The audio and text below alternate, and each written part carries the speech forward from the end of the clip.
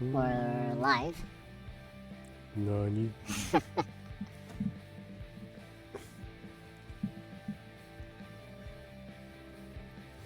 I guess it's time to start Jet Set Radio! Nope. Yeah, well, it has the feel. Yeah. Well, I guess it has the vibes in a sense. The vibes. I'll be going through it in easy since I'll be talking and whatever. Yeah, that's probably good. Yeah, keep it simple. Mm-hmm. Yeah. I ain't trying to do any fancy schmancy speed run or anything. Yep. And it's on stream mode, so I won't get banned or shut off. Yeah, you won't get you won't get any DMCAs for music copyrights. Huh? Yeah. Shy, is it? Yep. Profession, rock star. Like I'm making a penny off of this now. I can understand if it's a problem, if like I'm making a shit ton of money streaming stuff. Yeah. You're not really taking any pennies out of anyone's pockets right now. Yeah. And welcome to Vandalay campus. No. How about everyone giving me their money so it can become a problem? Now that's an idea. Let's make it a problem. Let's make it a problem. The transition between the animation parts and the cutscenes and the in-game scenes are just amazingly well made, huh? Mm. Yeah, it is. Yeah. It's very impressive. Impressive! Together we create better lives. And now, the CEO of Vandalay Technology, Kale Vandalay. It's nice to see Microsoft, or in fact any of the hardware publishers making a game like this. Yeah, it's so nice to see a game like this being made by a major player. Yeah. Right? Because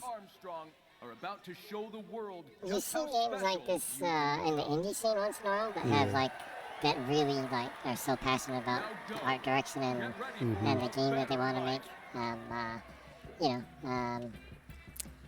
What was it, Cyberpunk Bomb Squad or something like that? I forgot the name, but Yeah, I know what you're talking that's like about. a Jet Set Radio Future homage game. Yeah, They're even having Naganuma Hideki doing some music for that game. yeah. Was it Reptile Studios or something? I think that was the name, yeah. Yeah. They had a game in Game Pass. It was that dodgeball game. Yeah, Yeah, it's not in Game Pass anymore. But these games that that put a lot of heart in the game. Unfortunately, they can't put a lot of finance in them. So, they have passion, but a lot of them have a very tight budget since they're indie. like even if you see this opening part, you can see that. You can see the major publisher money being thrown into production quality right here. Yeah, You wouldn't see from an indie company, right? yeah. It's nice to see that. It reminds me of Sega back in the day, Yeah, it's and the verging from the Sega Saturn to the Dreamcast era. yeah, During the Sega Saturn, they had some pretty cool. They had some games with pretty cool animation in them too. yeah. Opening scenes, cutscenes, and stuff like that too. So, That reminds me. before it's delisted, everyone hurry and buy Jet Set Radio. Absolutely. Hurry. You have to, Don't lose out on it. Don't miss out on it. you absolutely have to buy Jet Set Radio. Actually, it was really timely that you decided to play this week. Yeah. Because it's obviously takes a lot of influence from Jet Set Radio and Sega and Dreamcast games. Mm-hmm. There's even like Dreamcast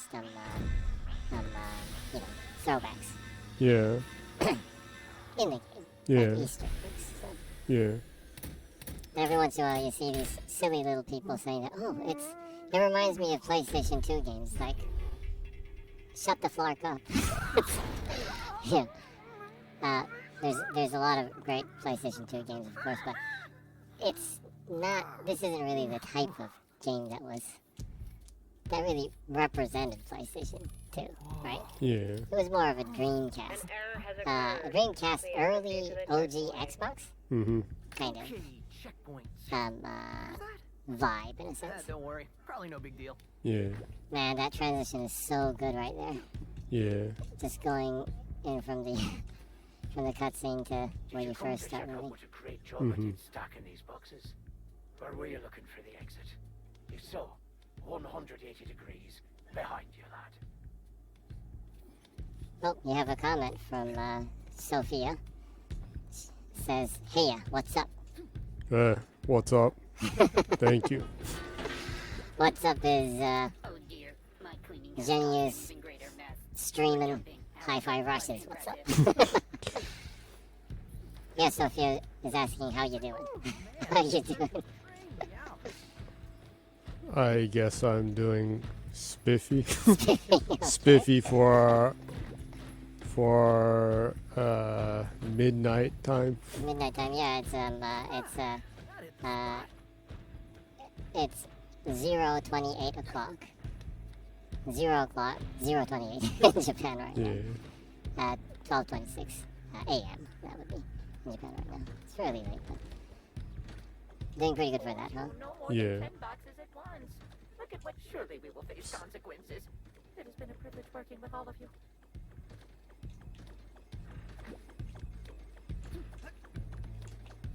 Since a question was thrown right there, I guess it would be Failed my duties. good time for you to introduce yourself. Or even worse, I kind of leaked your name. Major leak is happening. please collect your belongings. Yeah, just like Spoiler alert. this game, the somewhat details of it leaked, but the release date and timing and exactly what kind of game didn't. Yeah. Uh-huh.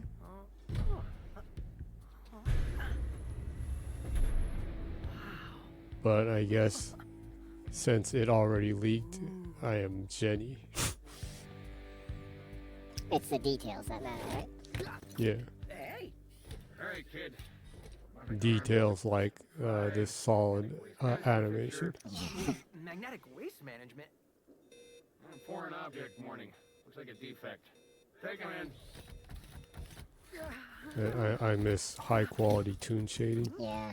That's one of the things I'm really happy about I this. don't think so. I wanted to see Resisting. next gen power, or well, current gen power, thrown at cell shading, tune shading.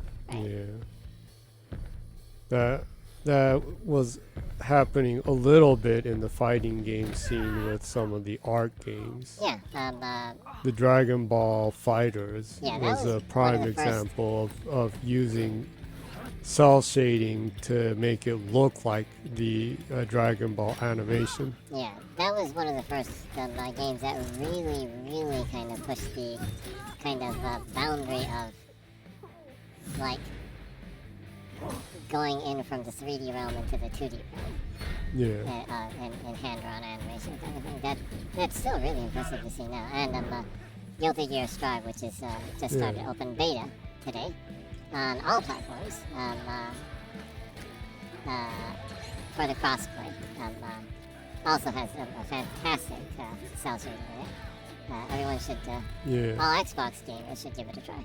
Yeah, And, they're doing the open data this week for free, so Yeah, and people that are already playing it on PlayStation and Steam, it's your chance to beat the shit out of newbie Xbox players on crossplay.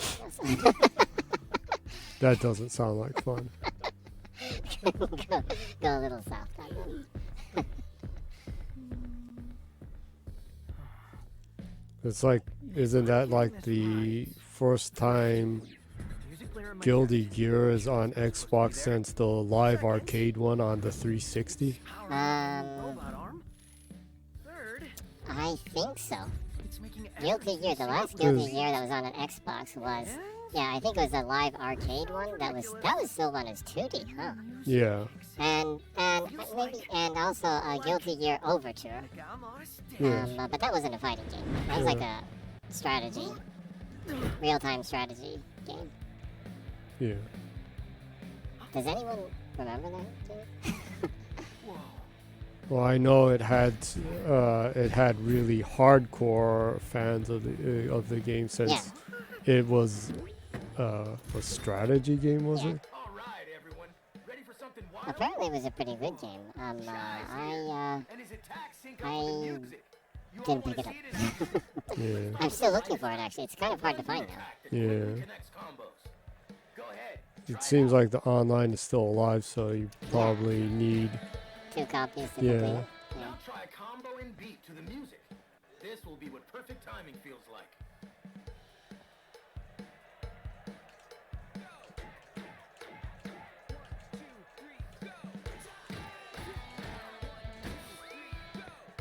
Look at you. Perfect timing on that one. Oh yeah. Your attacks always land on the beat, but press the attack button exactly on the beat to give bonuses in battle. Oh, Sophie is asking. Sorry, just was grabbing the food. What was the schedule for the stream? The schedule for the stream, generally, Jenny streams for about an hour and a half To to 2 hours when it pushes back, but generally about that. Yeah. Yeah. I got this. You don't have to worry. You can jump in and jump out whenever you want, or you can leave early if you wanted to. No one's pressuring anyone, right? Yeah.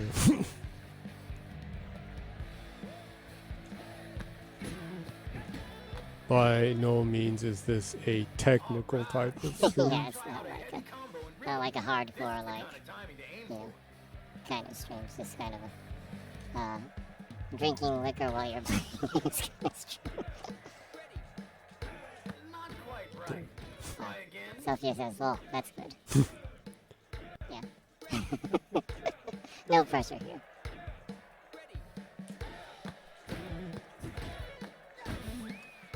What a pro!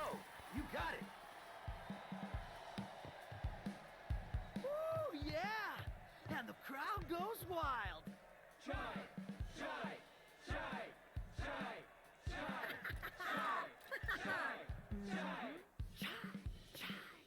Animations are just so good in this. Yeah. I was playing this game in Japanese, so it's Yeah. actually pretty refreshing for me to see it in English. Yeah.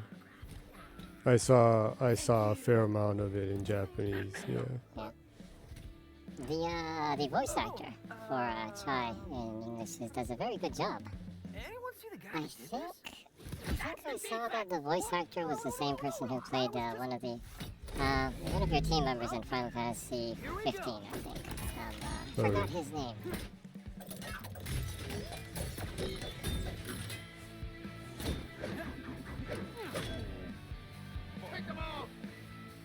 I had that, but I still have not went through it. Yeah. Yeah. Oh, Sophia says, I have some tips which I have gained from the market so far. If you don't mind, can I share it with you? Sure, go ahead. Sure.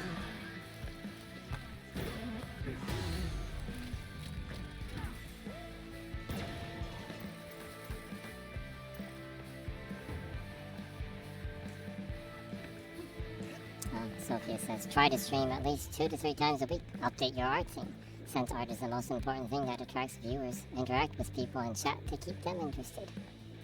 Thanks for the advice. Thank you. Yeah. Yeah, stream twice a week, Yeah. and I'll stream one time in English and one time in Japanese. So Yeah. Awesome.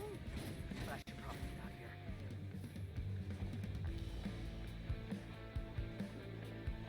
Also, the weird voice that you're hearing right now is a dude that hangs out with Jenny. I kind of am a guest host or co-host, whatever you'd like to call it, or a drinking buddy, whatever, yeah, right? Basically here for the drinks and for the banter. yeah, just the ridiculous talk. Yeah.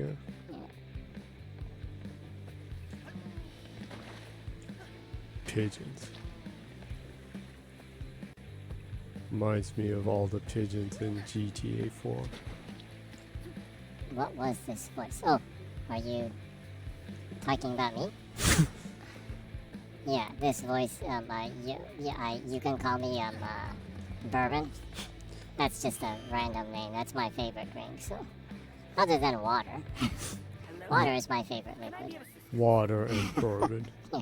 Water, a chaser and bourbon is a good combination, right? But commonly known as Smidge. Not very catchy, but I can analyze your well-being and guide you to satisfaction. Let me indulge. hey, no indulging. You seem to have musical robot powers. Would you like me to explain your malfunctioning abilities? So it seems your problem may be attacking enemies to the beat. I wouldn't Sophie say says, it's a yep. problem. I'm glad I was Enemies on the correct beat does then. more damage, so I sense it is beneficial for you to do so. For some people, the beat is hard to find, like inner peace. But here are some tips. Your attacks always land on the beat. And since it's beneficial to attack on the beat, pressing the attack button again when your hit strikes is the perfect time. That makes sense. And if you need even more help, it seems you have a rhythm assist. But rather than explaining it, why don't you try it out on me? You want me to hit you? I can see it excites you. So please, practice your light and heavy attacks on me.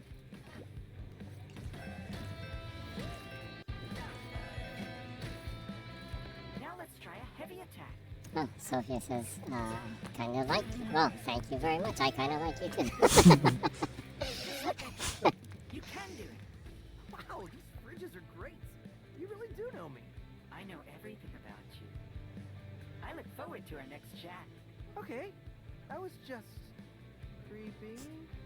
Let me know if you'd like to try again. What are you? Vandalay Smartfridge VASF07, but commonly known as Smidge. I can analyze your well-being and guide you to satisfaction. Let me indulge. Hey, no indulging. You seem to have musical robot powers. Would you like me to explain your malfunctioning abilities? So it seems your problem may be attacking enemies to the beat. I wouldn't say it's a problem. Attacking enemies on the Sophia beat says, does more yo, damage, can I so have I sense this? it is beneficial for you to do so. For some I people, don't think I beat can is answer hard that to question find, yet. like inner peace. But here are some tips. Your attacks always land on the beat. And since it's beneficial to attack on the beat, if you need help, don't hesitate to chat.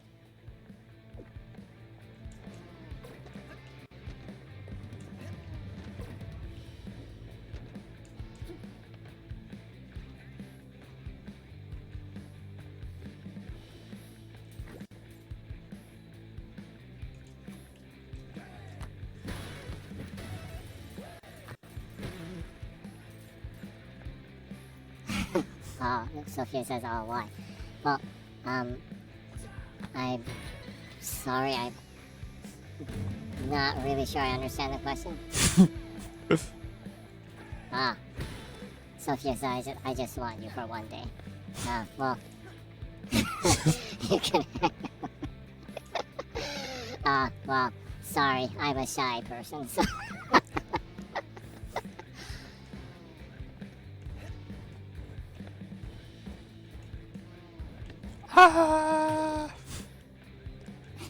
You should, don't deny, girl.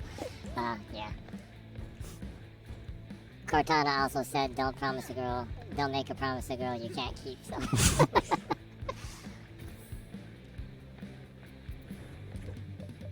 You're basically Master Chief with a goofy voice, huh? Basically, yeah. I'm about as hardcore as Master Chief is, whatever that means.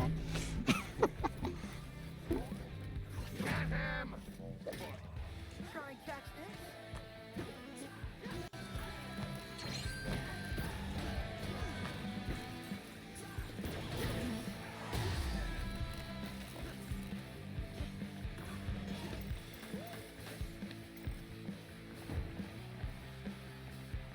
And now, what am I supposed to do? Hey! You alright? Thanks for helping my cat. Need a hand? Oh, that's convenient. Looking to get out of here! Well, that might be something I can handle if you... Hey! Yelling like this is So awkward! Sophia Can has you sent speed a this up? emoji of a shocked kind of face expression, kind of an angry face expression. Sorry for that.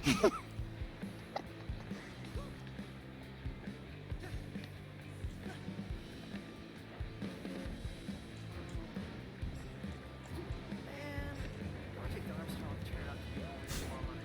I want a cool robot arm. Target on my head.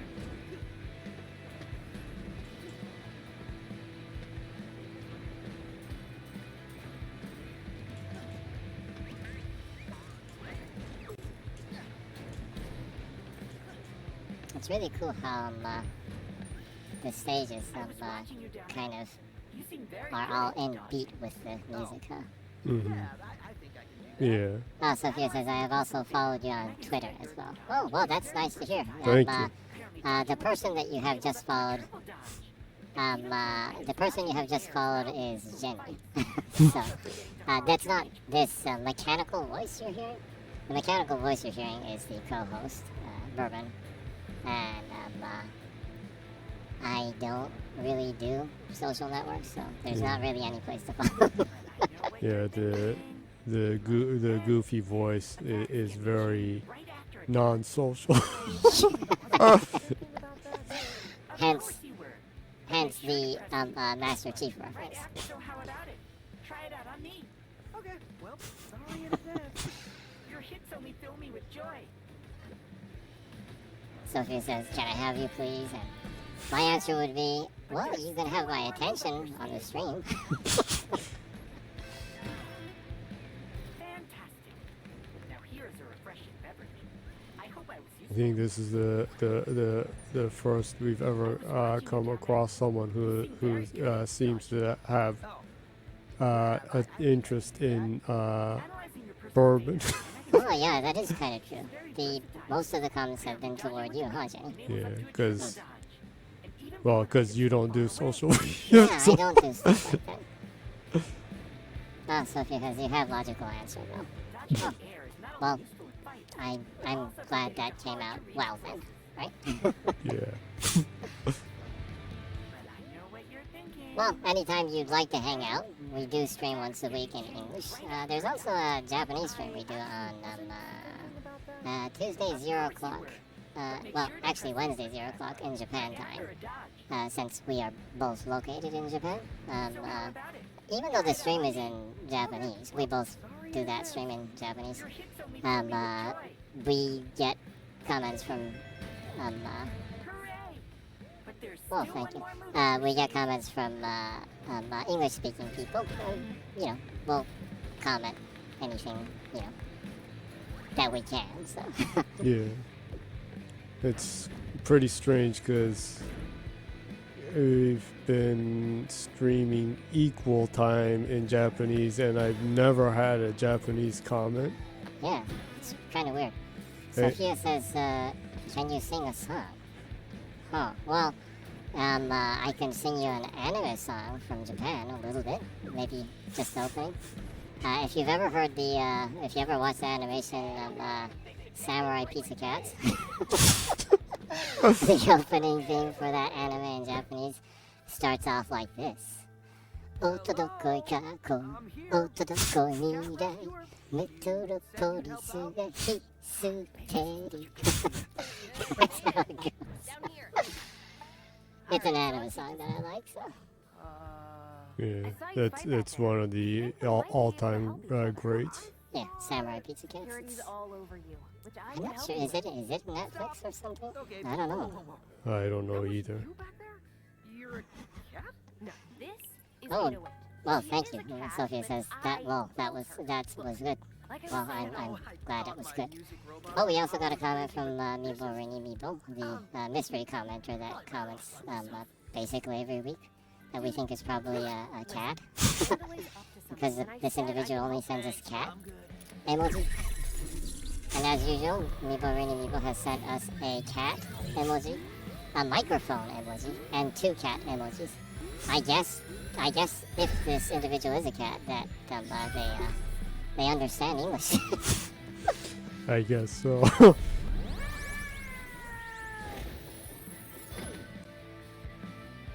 Excellent timing of after Samurai Pizza Cats, we get Robot Cat come out. I think we got Yeah. something here. Look who's back. Andy's got a friend? Sophia says, if you don't mind, can I show you some of my design? I can get a review from you on it. It's a timing Well, based bonus attack at the end of a combo. I'm not sure how that works on here, Watch but the timing circle and go press for it, the I attack guess. button delayed. Talk is cheap. Let's try it out.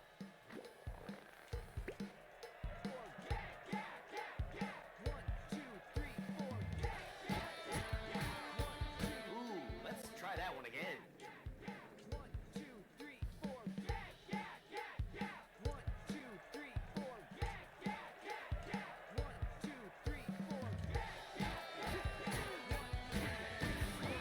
There it is, going pro. To land a beat hit, listen to the countdown or look for the 2 circles overlapping to nail perfect timing. Try a beat hit with your heavy combo. You're on your own with this one.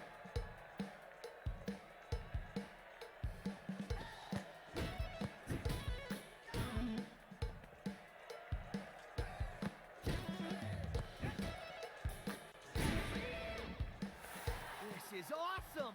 Beat hits are key for doing strong combos and damage. So don't forget to feel that beat. 808, was it?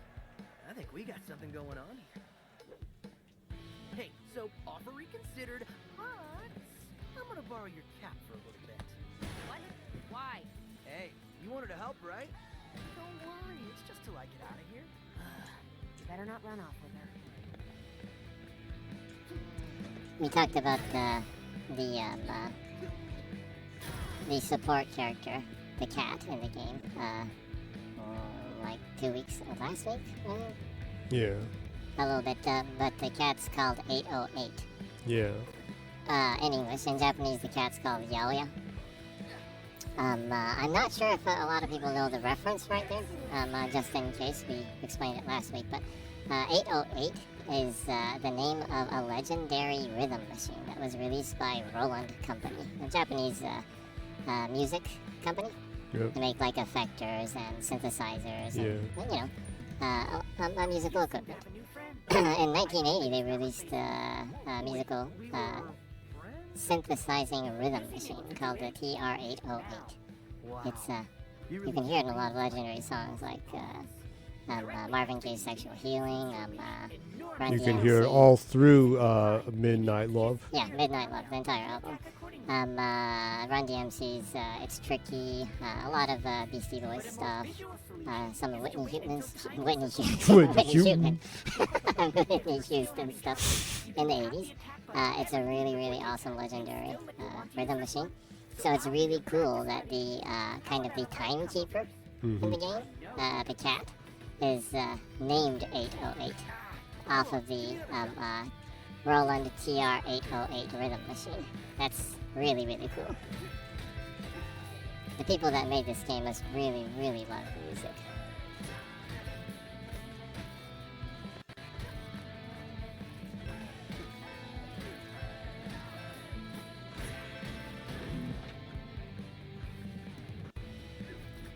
And now combo again. I want to see you shine.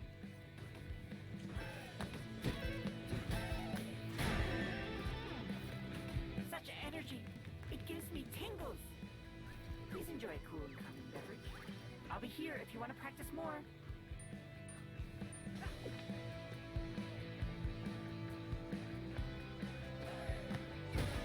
I think I said it last week too, but Africa Bombada. Yeah, Africa Bombada. Yeah, this has some of the best pieces. YMO also uses the TR-808 on a lot of their songs in the 80s, I think, too. Oh yeah, Kanye West in Love, was it? 808. In fact, that was Yeah. called that. That was called that. The album was. Yeah, the entire album is kind of a love song to TR-808. What was the name of the song? Love Like. I forgot the name of the song. One of those people that just is not really great with song names and the lyrics of songs. Yeah. I can remember the rhythm though. Was it Love Lockdown? Oh yeah, Love Lockdown, exactly, yeah. See, Jenny is better with remembering lyrics and song names and album names. I'm just really not good at it.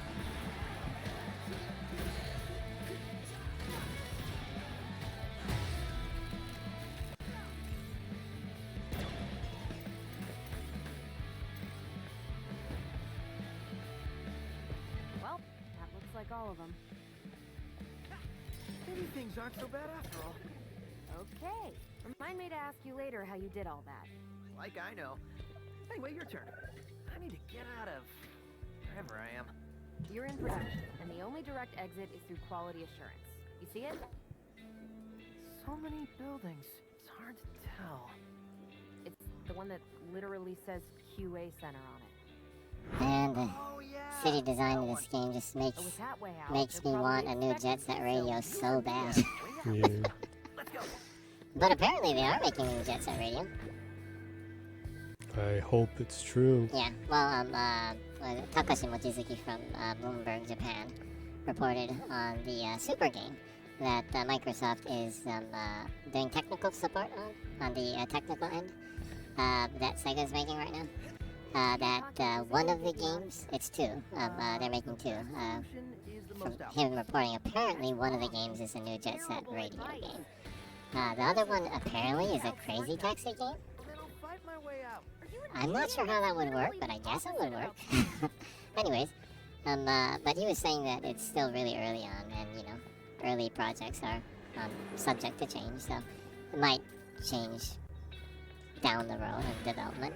Hopefully, they stick with Jet Set Radio. I think there's a lot of potential right there, and I think Hi-Fi Rush showed that, you know, there's a need for games like this in the market right now, right? People are hungry for games like this Mm-hmm. that are colorful and like fun and have like a lively city and unique art direction and Yeah. you know, No. just fun Actually characters. being in production? Does that count that I met him? No, it doesn't. So get over it and let's fix this staircase.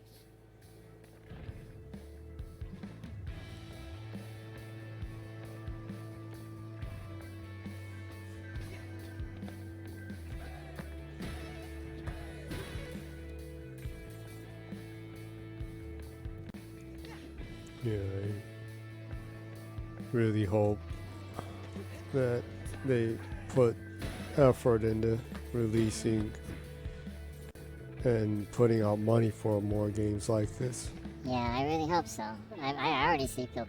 I already see people saying that they want the Hi-Fi Rush too. You know? And judging by how well this game has performed so far, I think it's safe to bet that we probably will see a sequel sometime. Yeah, would be very nice. I also saw some people saying that they'd love to see like a hip-hop Rush or, you know, like Yeah, a... they could do different versions. Yeah, they could do here. different music genres since this is generally kind of a rock and roll kind of approach, sound-wise, sonically, I guess. It would be really cool to have like a hip-hop centric version of this game. Maybe with different characters in a different city or something. Of course, you'd have to have 808 in it, though. Yeah. Or they could have a different. They could have like a timekeeping cyborg dog, or something that is named after a different legendary rhythm machine.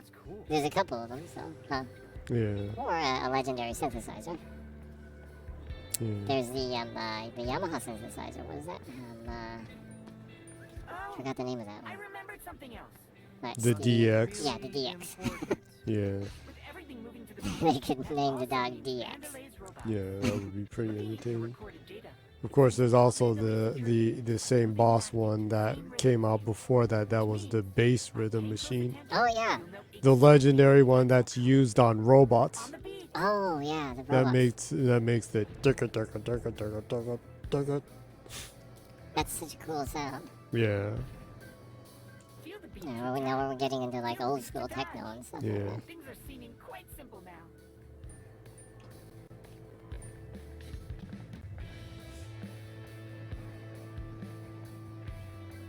I know Daft Punk used that a lot too. Mm-hmm.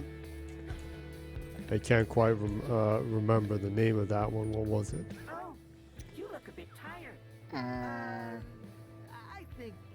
think. Well, you're asking a person that's not good with song names, so that's, you really shouldn't expect an answer right there. And then attack again with a light attack. Oh, yeah, you were saying something that I didn't even know of, that there is a new version of the 808 that Roland released. Yeah, Right? Roland released a mini version of the TR-808 last year. Well, a re-release. It's a mini version, and it has modern inputs and outputs, so you can connect it to your PC, you can connect it to your DJ booth, you can connect it to turntables and other synthesizers through USB and other inputs, outputs. Because, you know, the old TR-808, you have to go through a shitload of, like, connection transformer-like thingies Yeah. to connect it to modern rigs. So. Yeah, because it's ancient, so. Yep. So the new Roland, I think it was called the TR-08. It's a mini version of the TR-808, and apparently it's really good. I really want one. Yeah. It'd be nice to have, because the older ones from the 80s are pretty expensive right now, right? Yep, they are very expensive. And you probably shouldn't own one unless you know how to fix it. Yeah. Well, or to be more real, you can afford to fix it. Yeah, yes. Because fixing it is not going to be cheap. Yeah.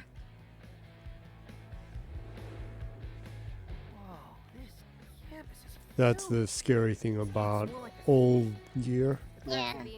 Especially old electronic gear. Yeah. The analog stuff you can still fix yourself if you have enough knowledge, but the older digital stuff, Yeah. that's challenging. You can wait a bit longer. Yeah. I'm shy, by the way. Shy? All right then.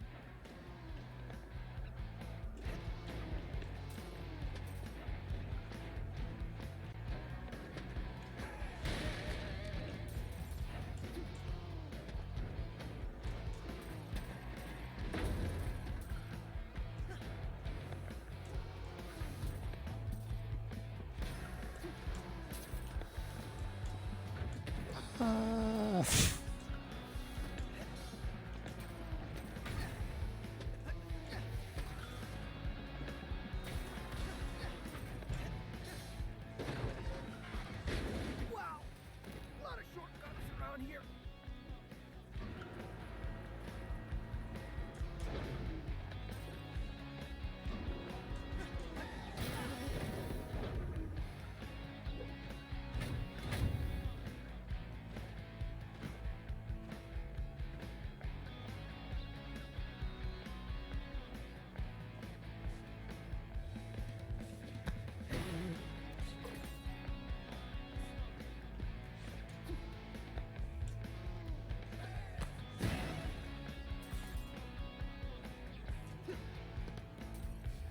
It's interesting because this reminds me so much of a lot all kinds of DC era games.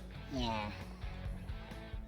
What's really cool though is that like for old school gamers like you and me, it's like, man, this is like the golden days. You know, it's like a throwback that really, it's a familiar feel, right? But it's such an unusual game now that to new gamers, I'm sure it doesn't feel, you know, like a retro or nostalgic. Yeah. It feels cool and fun and new, you know. I'm guessing. That's what's kind of nice about it too. Yeah.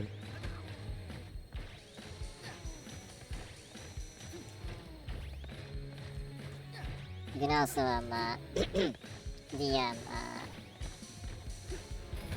other than the jump, the dash. I wouldn't touch that. Oh, that. Yeah, the dash you have a split second where you don't take damage. Oh, yeah. Yeah. It's like the soul stuff. Yeah, it's like the rolling souls. If you dash on beat, you won't get damage. So. Yes, it's time for Rhythm Souls game. For Rhythm Souls game.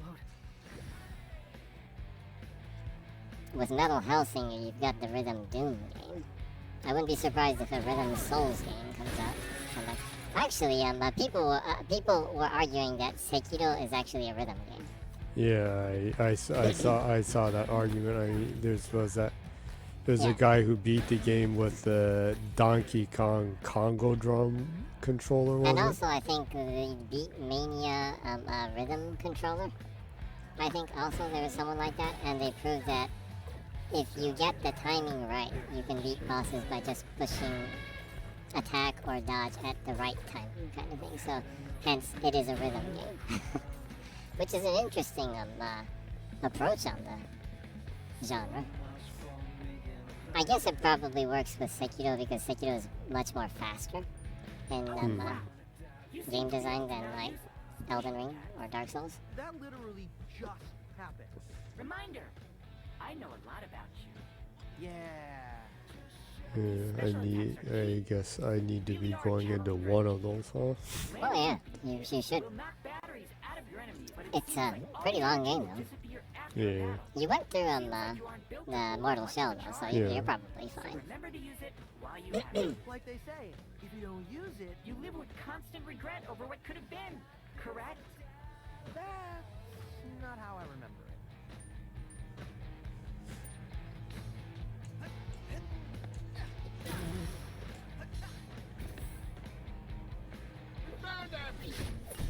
Retro wants him wasted, so let's waste him.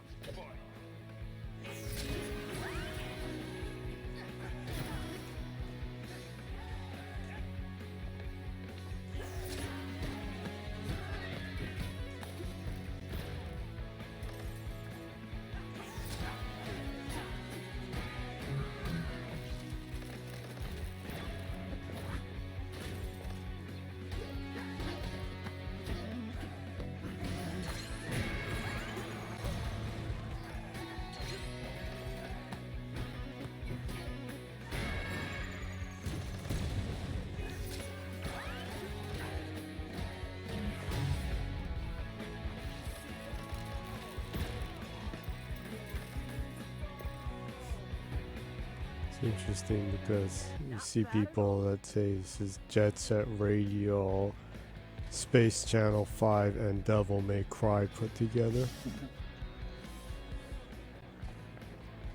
So it's like Jet Channel Cry. Jet Channel Cry.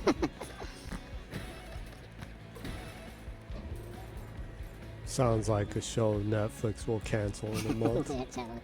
Does sound like a show Netflix would cancel. No, they'll cancel it in one season. No, After that's getting like boring.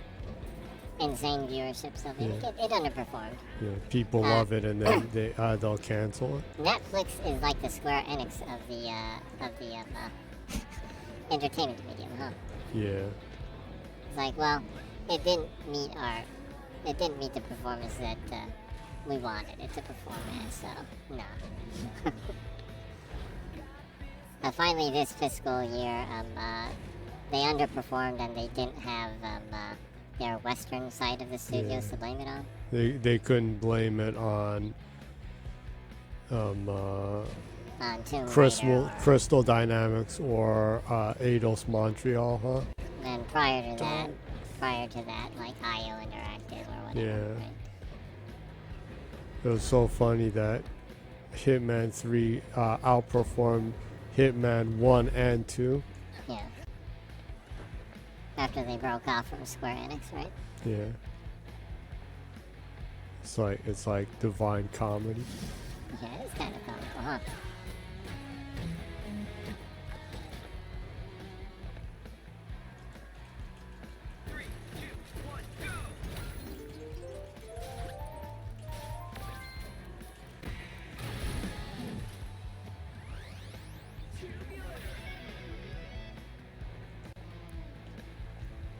Was it saying this game is when you do all the difficulties you carry over what you get?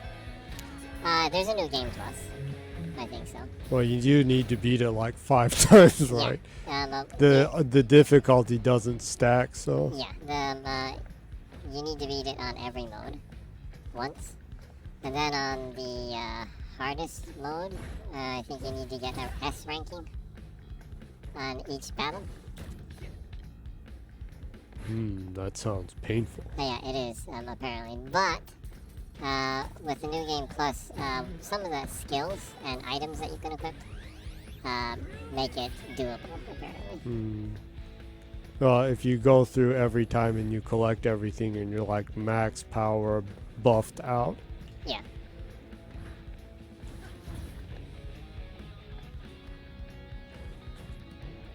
And of course, if you want more visual assistance, if you push the view button, you can bring up the visual cue for the beat. Oh, really? Yeah, if you push the view button. The little double window button. Oh, that. Yeah. Well, I guess I need to keep that up then, since I'm talking and whatnot. Yeah, it's good to keep track when you're playing a rhythm game while you're talking. Yeah, absolutely.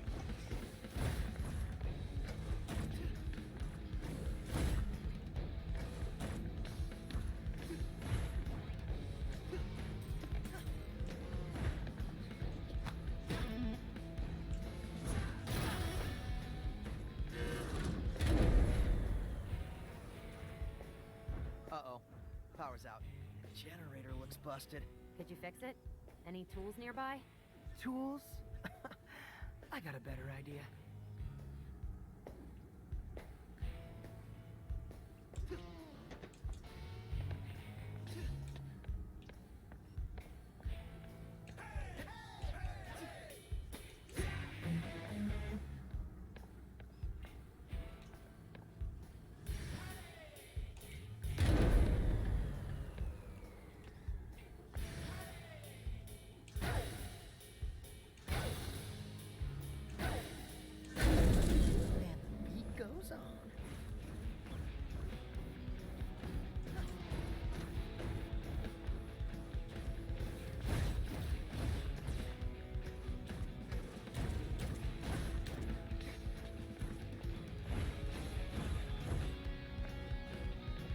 There's just a really nice feel to the stages since they're kind of animate in sync with the beat. I think that's kind of visual, I don't know, a visual kind of guidance or kind of little spice that a lot of games could learn from, maybe? Even if it isn't a rhythm game, when you have like the whole environment kind of grooving, it gives you kind of a nice feel to the game, huh?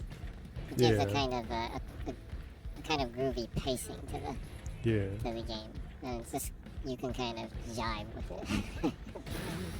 Yeah, groovy, baby. Your Dr. Evil impersonation? Oh no, What? that's Austin Powers. Huh? Yeah, I miss Austin Powers. What happened to Mike Myers? Bad movies happen to Mike Myers. Yeah. That's the saddest thing that can happen to someone.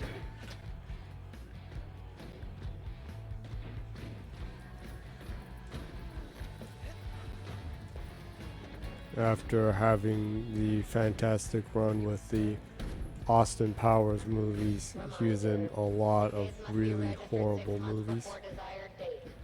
I wonder what the thing is that with comedians, there's like the bad movie run. Yeah. With all comedians. Yeah. What is it? What is that? You know, it's like every comedian actress has like this streak of bad movies, at least once in their career, huh?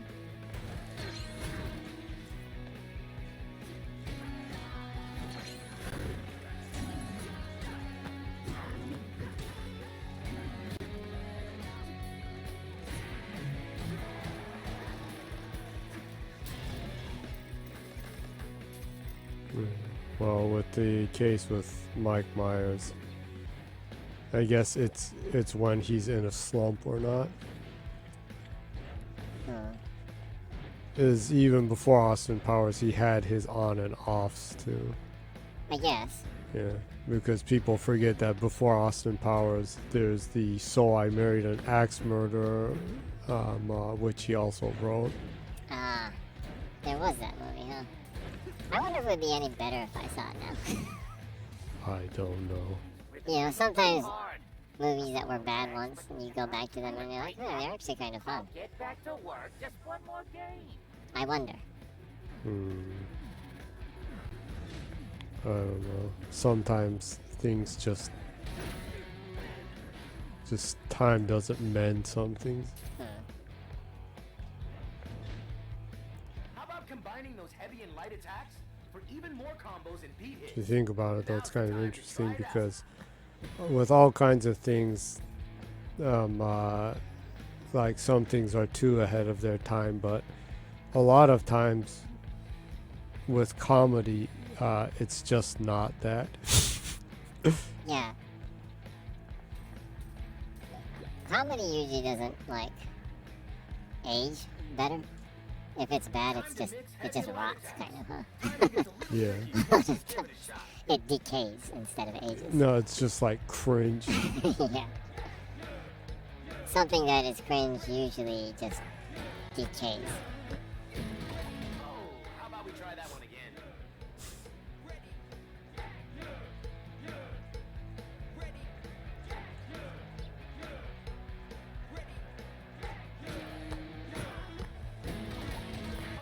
How about we try that one again?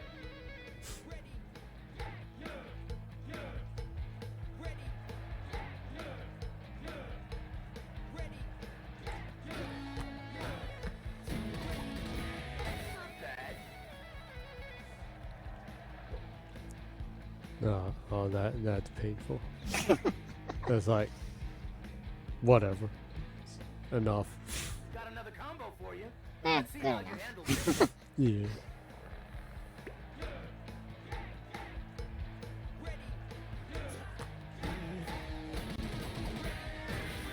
Perfect. Like it should be. Yeah, with rhythm games, this just reminds me that I have trauma with rhythm games. Going back to the Space Channel 5 game, huh? Yeah, the Space Channel. The last boss was hell for you in that game, huh? No, the game itself was hell for me.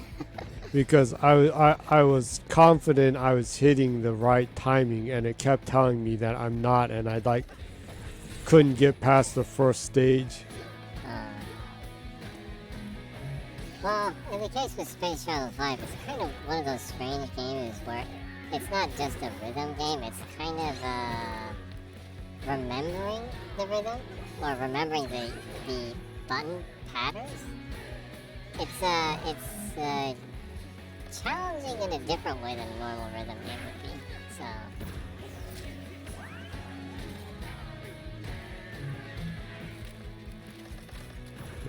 But it's, and also, I don't know.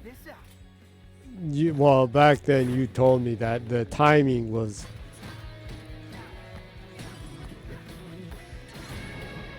Well, the timing in Rhythm Space Channel 5 is...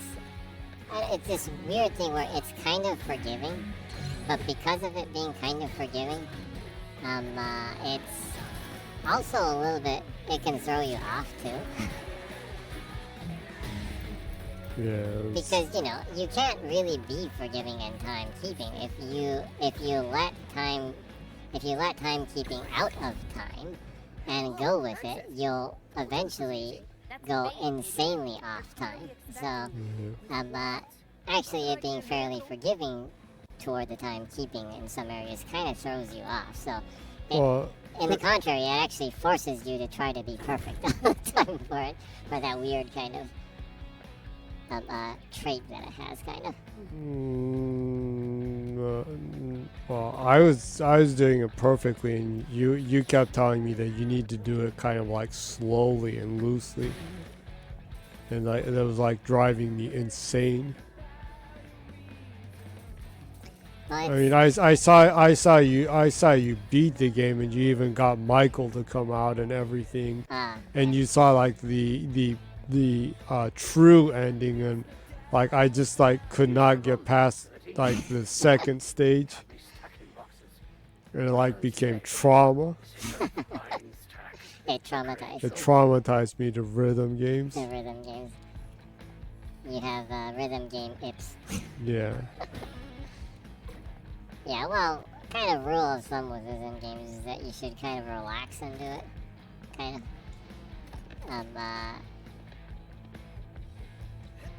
Because, like, the more you try to really, really, get it perfectly, the kind of more tense you can get. And that kind of throws you off.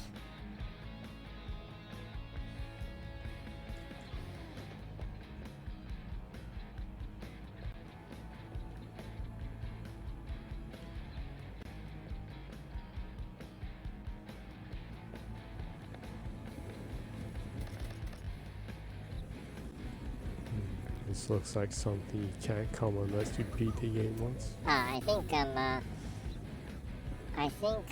later, further on in the stage, you can go around it. Oh, really? I think so.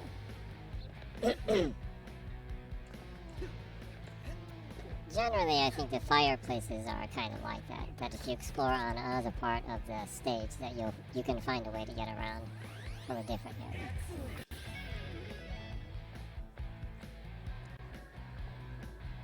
Is that so? Yep.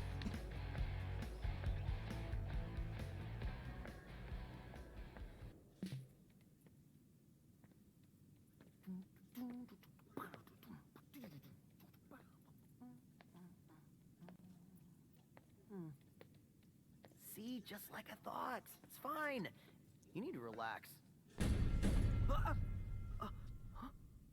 Introducing the head of production,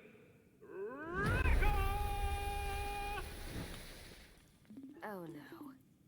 Well, you got this first boss a lot faster than I do because I keep on wandering around everywhere and like just stare at the scenery and the characters and stuff. And I like admire the animations and everything. Yeah, your thing is to wander around and take pictures. Yeah. Fine print. Should read it, punk. Defects get recalled. Recalled? You mean killed? Rekka ain't picked the verbs. That's for the mooks in marketing. Anyway, thanks for being dumb enough to just waltz in here. Rekka ain't gotta get her hands dirty. I told So Rekka in English has kind of like a Texas accent. The best in the business. Help! Whoa!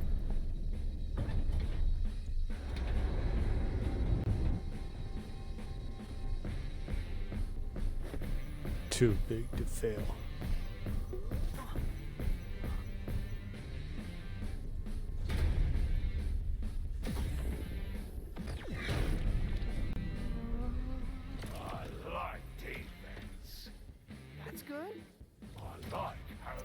You have to use the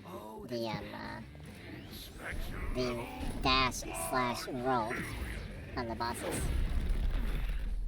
As long as you push it on beat, you won't get damage.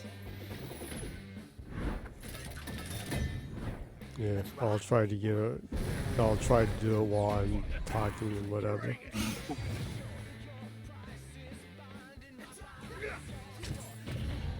Chai, his hands are extra sensitive for, inspecting. Weird way to say hit them, but okay.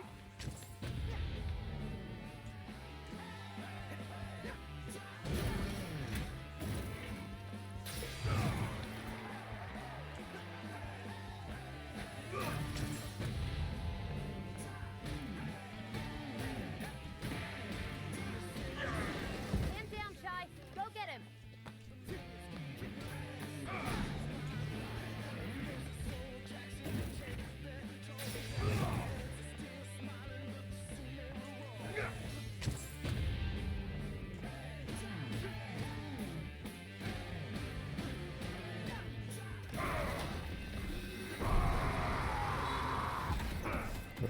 I guess I'm doing pretty good because it's easy, huh?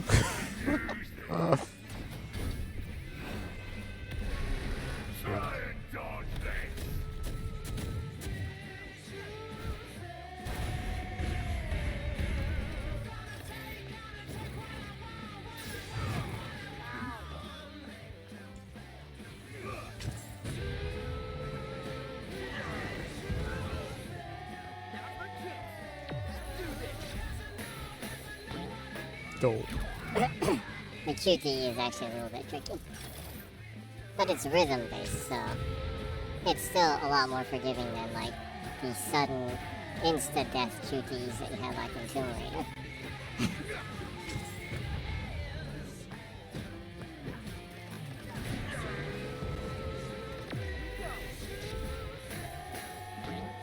What?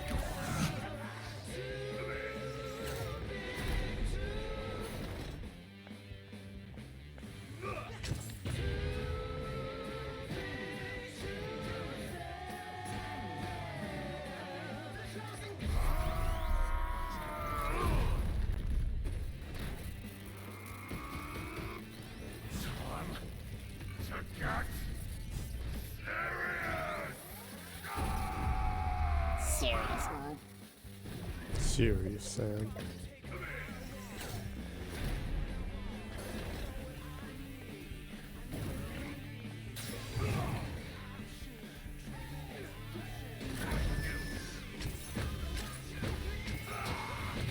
Oh.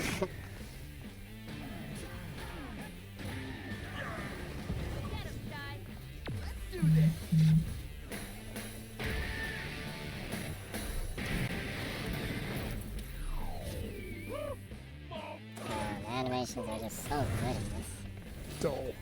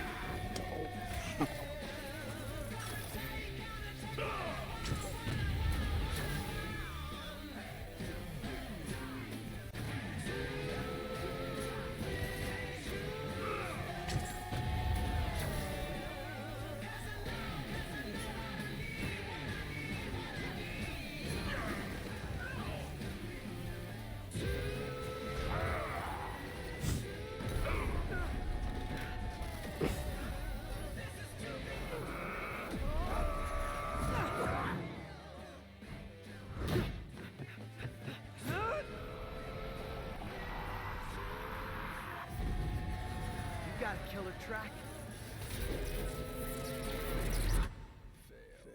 But every song's gotta end.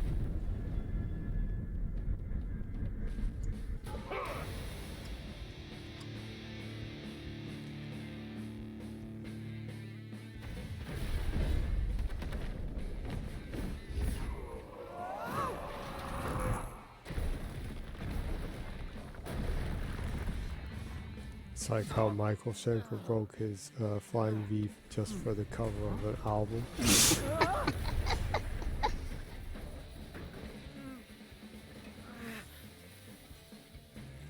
What's amazing is he broke that Flying V several times, but he like had drumsticks put into the neck and kept using it. Yeah, he actually continued to fix the same one that he broke. That's some dedication, huh?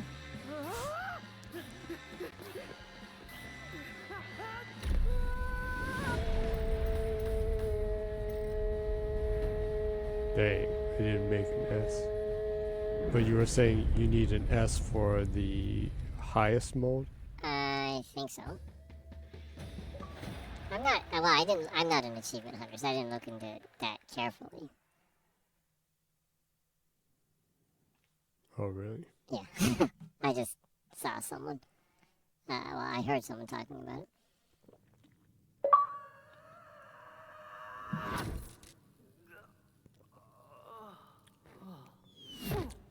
Whoa! Did you see that? Yeah. But this time, just shut up and follow me. We really gotta get out of here.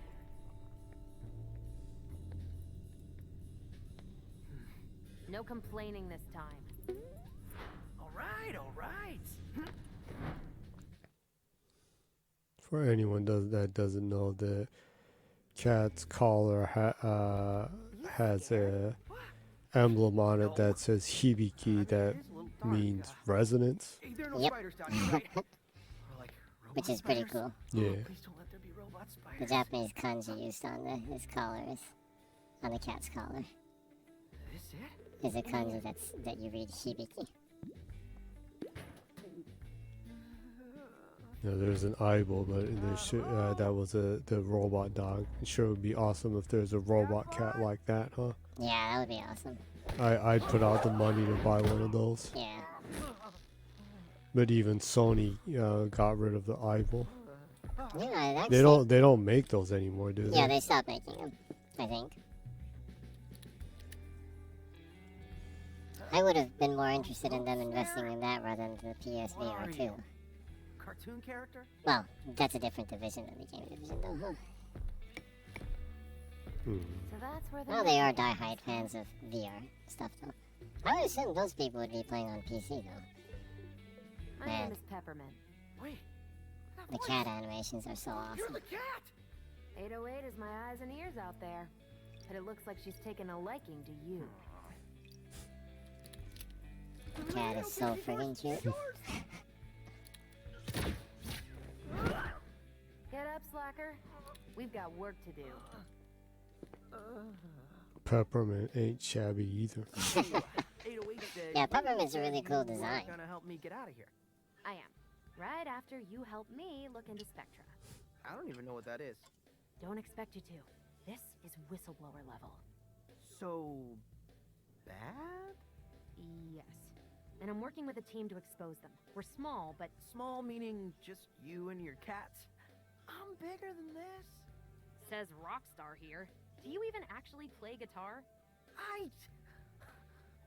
Well, Figures. I'll talk. Look, this campus is a maze of hallways, lifts, and dead ends, filled with security. You'll need my help to get out of here. nah. So far I've done pretty... Horrible if it wasn't for me? Look, if you help me, I'll make sure you get off Vandalay Island. Fine. Whatever, I guess. Perfect.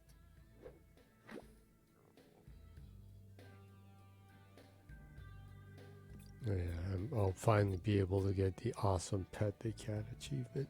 Oh, yeah. You need to try to... One thing you should do as an achievement hunter is try to get all cat-based achievements, huh? Yeah, well, You can be the world's only cat achievement hunter. cat achievement on it. Cat Yeah. achievement hunter.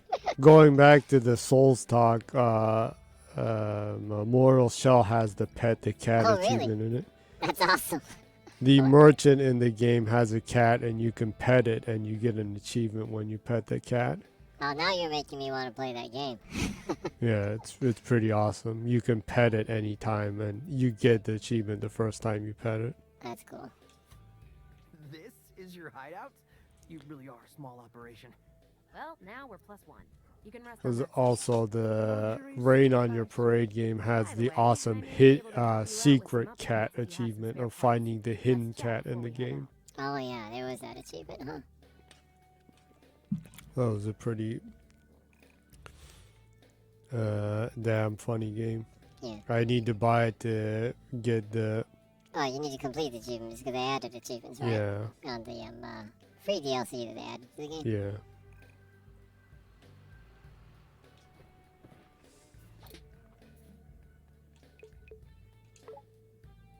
So, 808s. You seem to be enjoying this. Awesome. Cat You achievement. can pet the cat. Play with 808. That's such an awesome achievement. The person who animated 808 just really gets cats, huh? Yeah. Right there where 808 like jumps on the sofa. You know, a cat noob. Like me, peppermint more. Be honest. A cat noob or someone who doesn't own a cat. Or I don't really like the term owning a cat because I don't think you can never really own a cat. Wait, if my music player You can share your life with a cat, but you never own it. Right? Cats are free spirited. So. Yeah. Anyways, You have the privilege of sharing space with the cat Yeah. because the cat chooses if it wants to be there or not. yeah, ownership is kind of the other way around with cats, huh? Yeah. Maybe the cat owns you. Anyways, if you live with a cat, that kind of small animation right there where 808 jumps on the sofa, 808 kind of puts its front paws on the sofa and checks the height of the sofa before it jumps up. That's a really, really tiny animation that is really, really great detail. If you own a cat, a lot of times cats will check out where they jump, if they can, before they jump onto something. If they can reach it, a lot of times they'll put their front paws up on there and take a look and then kind of put their weight into and kind of oomph on top of short things. Yeah. And then even if something that's really tall, a lot of times they'll kind of like sit firmly and then kind of, it's like, you know, that meme of that person thinking Yeah. with that like mathematical Yeah. stuff going on in their head kind of thing. Cats are kind of like that before they jump for a split second. Yeah. They'll be like calculating the height and their momentum and their weight and the wind and the astrophysics and physics stuff. and everything, and then perfectly calculate and either make the jump or utterly fail, Mm-hmm. which makes it more hilarious when cats actually fail jumping on Yeah. cats. To learn new special attacks. Each attack requires a certain amount of reverb gauge, so make sure you have enough before buying. Also, special attacks need to be equipped. You can't just use them all.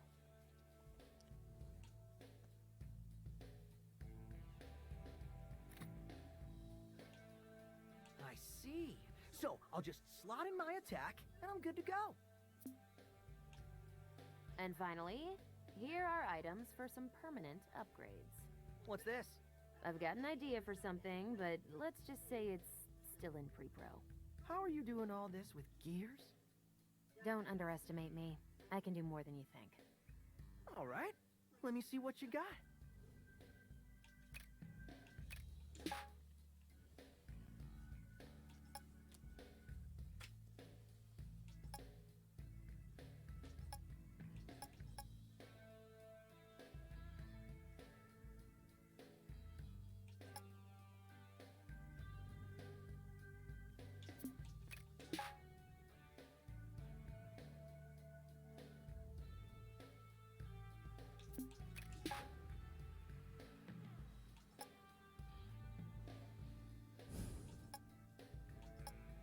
Buy skills, huh?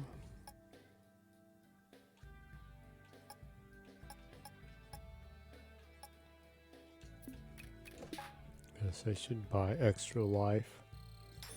Yeah, that's probably good.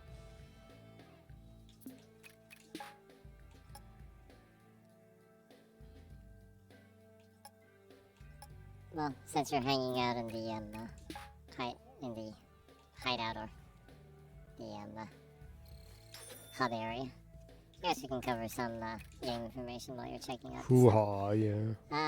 Well, we can start off with the Xbox hardware sales for Japan for this week, as we usually do. The Xbox Series S sold $830. Not $300. Well, $30. That's like 3 people. $830. $830. It's an epic fail, huh? Anyway, Xbox Series S sold 830 units in Japan this week, this last week, and the Series X sold 435 units, equaling 1,265 units. Just in case people don't know, Jenny is streaming off of Xbox Series S and is kind of exclusively an Xbox gamer.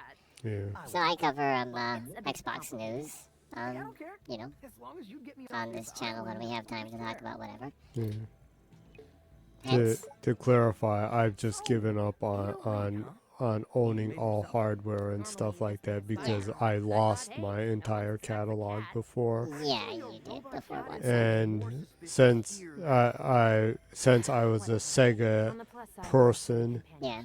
and the Xbox was Sega-like, I've always stuck with it. And then the achievement And the system achievement came in system came in, and I like that, so I've just stuck with it. And I don't have the heart or the strength to own more hardware and lose everything again, so I'm just sticking with one. Yeah, you're sticking with the one. You're sticking with what you're comfortable with. Yeah. There's actually no problem with that. Yeah. I mean, someone who likes the trophy system and likes the PlayStation ecosystem and sticks with PlayStation, that's absolutely awesome. Same with Steam. You know, whatever you're comfortable with, right?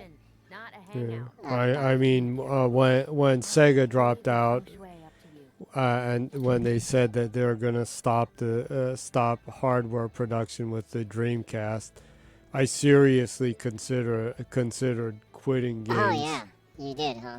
Yeah. You're like, oh well, if Sega's out, then I'm out too.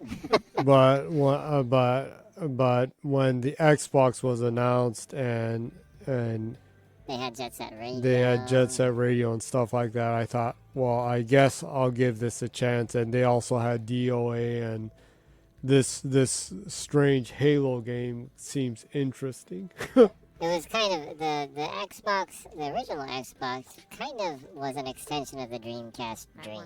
Yeah. You know, there was even the thing with Okawa Isao, who was the owner of Sega back then. Actually talking to Bill Gates and offering, you know, pitching him the idea of making Dreamcast games, you know, compatible with the Xbox hardware. And he was declined by Bill Gates because they were too far in development with the hardware, and if they actually tried to put that technology in the backwards compatibility for Dreamcast games on the Xbox, it would have taken, they'd have to push the hardware back like another year or two. They just didn't, they couldn't do that. They probably also would have made it like $100 more expensive, probably, I assume. That would have been so awesome, though. It would have been awesome, huh?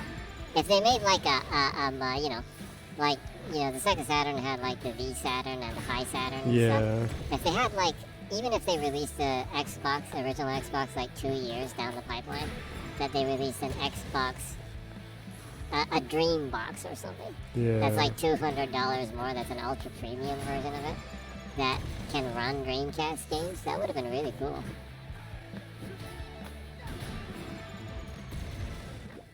Yeah. So going back, you know, if people want to stick with one hardware, I think that's absolutely awesome.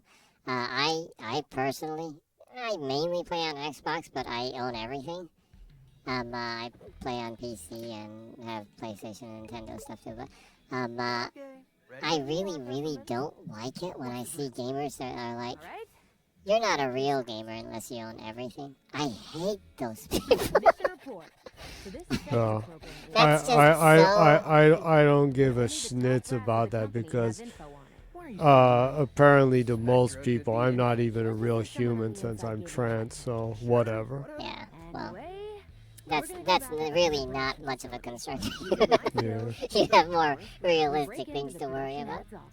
You don't have to. You have real shit to worry about, not like, are you a real gamer? Stupid shit. Like Stinky. What was it? While you're away, I can sync up with your tech through Twizzle interlinks. Teeth said, "I'll teach you to suck eggs." You aren't coming? On a mission this dangerous? I have no. You call me a liar, I'll teach you to suck eggs. That it didn't make sense in the Ren and Stimpy animation, and still doesn't make sense now. But it's still fun. The happy joy song. Yeah, that's a great song. Yeah. Ren and Stimpy is such a great anime. Is it on any Who are you like talking to?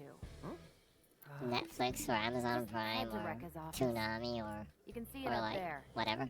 I don't know. Pretty high up. You'll have to It Well, was the Nickelodeon, right? yeah, it was Nickelodeon, but the studio head was a very problematic human being. Oh yeah, that was yeah. Yeah, he was a pedo creep.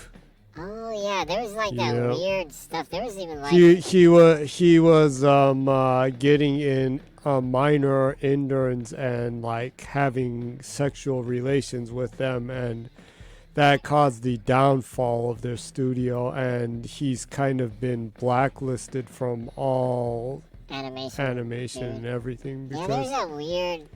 Like, and apparently he's still a really creepy freaky guy. unfortunately, that doesn't surprise me after watching the animations Because the Ren and Stimpy animation is creepy and is creepy. it is creepy.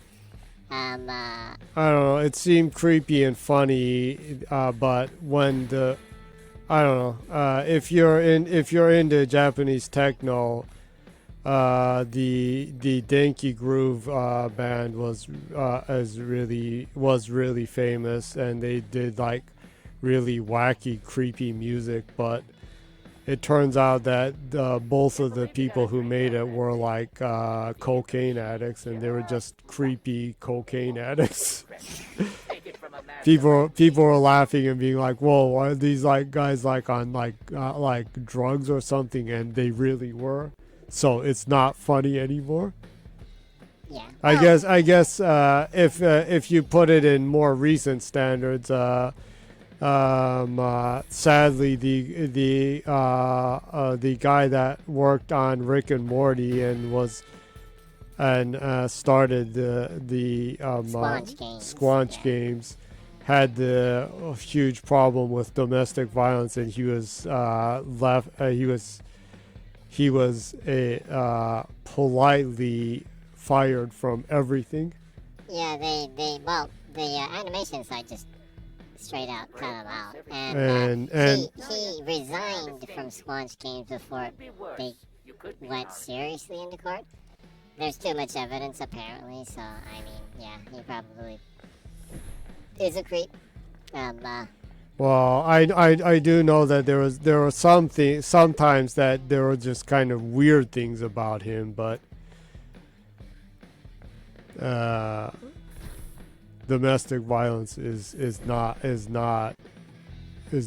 never okay. Any form of hurting anyone in any way is never okay. So Yeah. don't take advantage of people. Don't oppress people. Don't gaslight people. Don't be a bad person. Plain and simple, right? What's her name? You think that those are kind of simple rules? They like teach you that in kindergarten. Serious, Chai? She But, built the company from the yeah. ground up. Know your history. Yeah, there was that weird thing that back in the day when like we went to comic conventions, there's like those weird like backdoor episodes of Ren and Stimpy that were like porn episodes or something like that.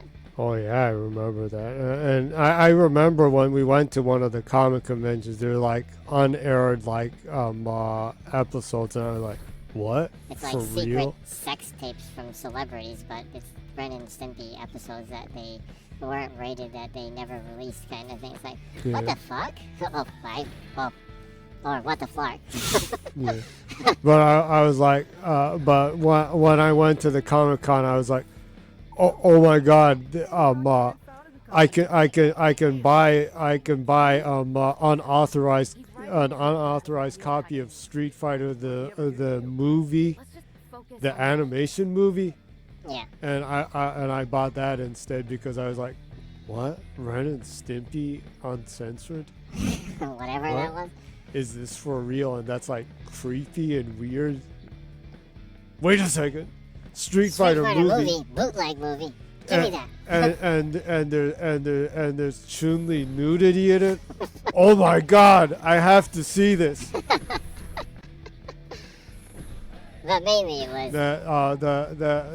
That shower scene alone was worth it. But mainly it was like, what? The Street Fighter animation in Japan?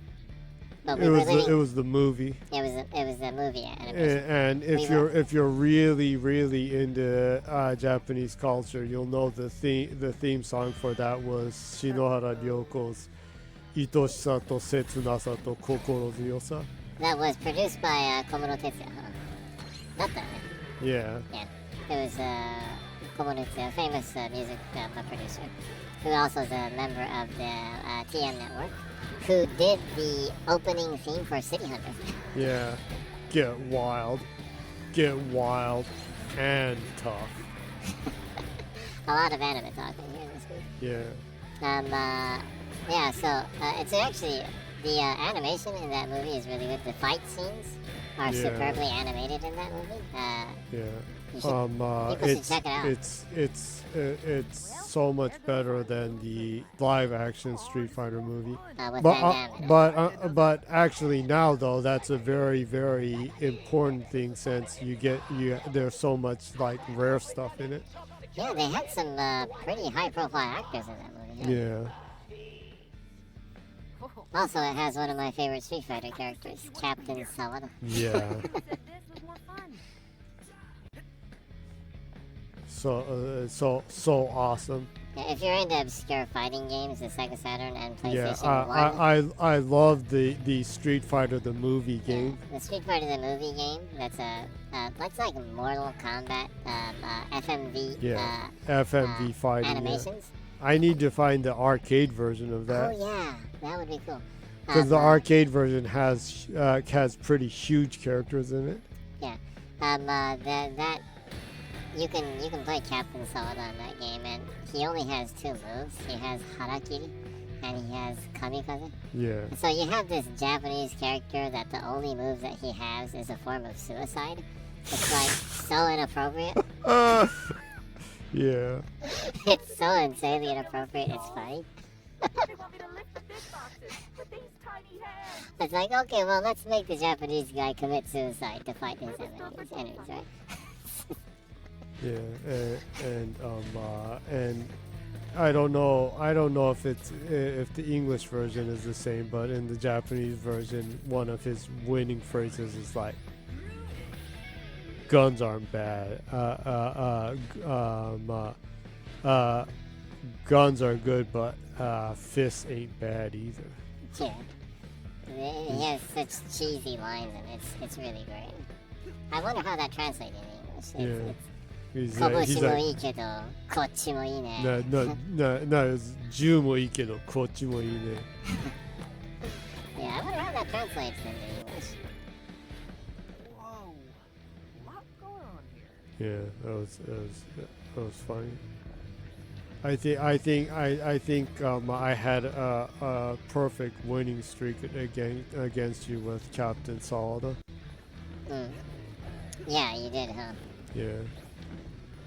Because you basically almost exclusively used Captain Sawada on that game. You got really good at using his 2 suicide moves. Yeah.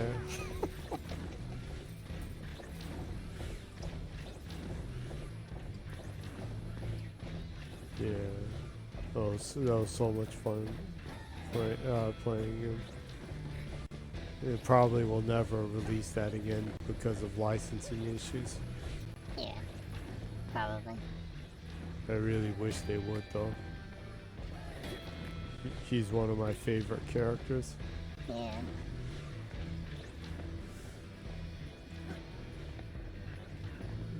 that movie is also important because it was the first introduction to how awesome Kylie Minogue's ass is.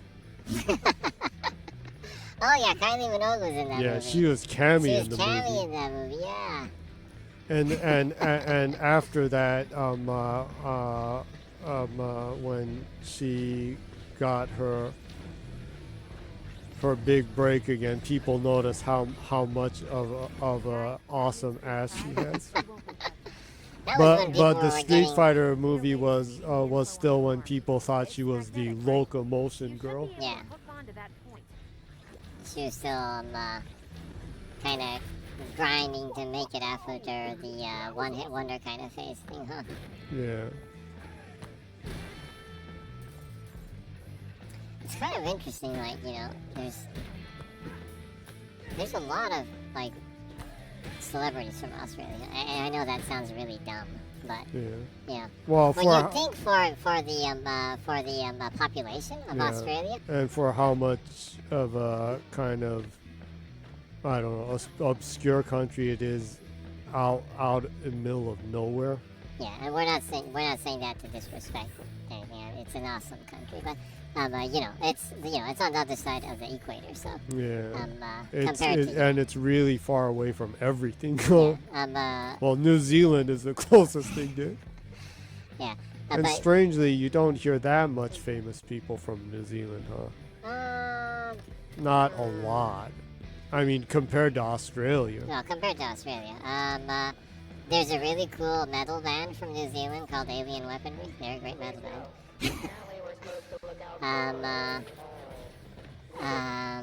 Lordy, I think it's New Zealand. The crackhead listener. the musician. I guess New Zealand has a music scene. I thought you were talking about the metal band. Not that Lord. Huh? Yeah, that's Lord. Yeah, that's Lord. Well, there's a different singer. I'm not talking about black appropriating singers. Yeah. Okay. Well, not that metal band. She got some serious shit for talking smack about how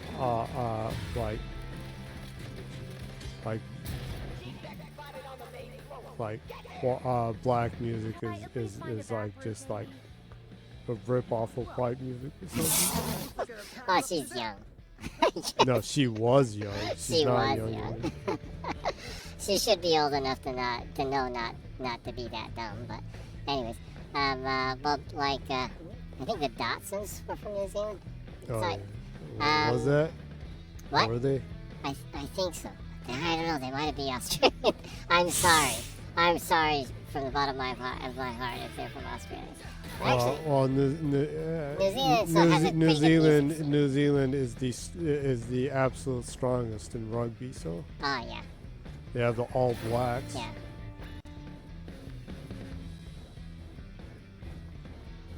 But for it's interesting because like for the population of Australia, there's a lot of really famous people from there too. But if going by that, New Zealand's doing pretty good too for the population, right? There are more sheep than there are people there, right? Yeah. And I'm not like I'm not like taking a poke at that. That's absolutely that's awesome too, right? Didn't Iceland also have more Iceland does than people? Too. Yeah. There's actually a Icelandic sheep. There's a restaurant that only serves Icelandic sheep close to where I live. I've always been wanting to go because apparently it's good. Sheep in New Zealand is good too. Sorry if I'm offending anyone that is vegan, but I'm a carnivore, so you're gonna have to forgive me. It's just my nature. I'm carnivorous. Like the Bloodhound Gang said, you and me ain't nothing but mammals. Maybe sometime when I think I've had enough meat, I'll give meat up, but, you know. You're too young to give it up. Too young to give something like that. I respect the ideal. I respect the ideology behind it, though. Right? One day you'll go Ayurveda. Yeah. I'll only eat beans and sesame seeds and stuff, or just have like prana. You'll go the earth energy. I'll get energy. I'll replenish my energy through air and sun. I'll be like a flower. Something. I'm gonna have to be like a serious yogi to get to that point, though.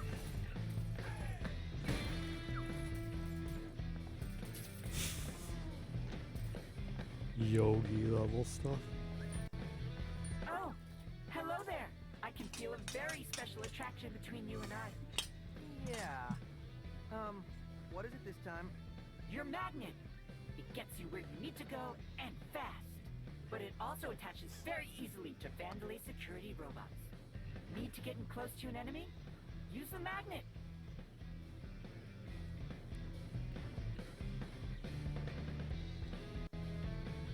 This adds another layer to the Also, combat. if you manage to knock an The enemy magnet. into the air, It's the really magnet cool, will actually. bring you up to them quickly.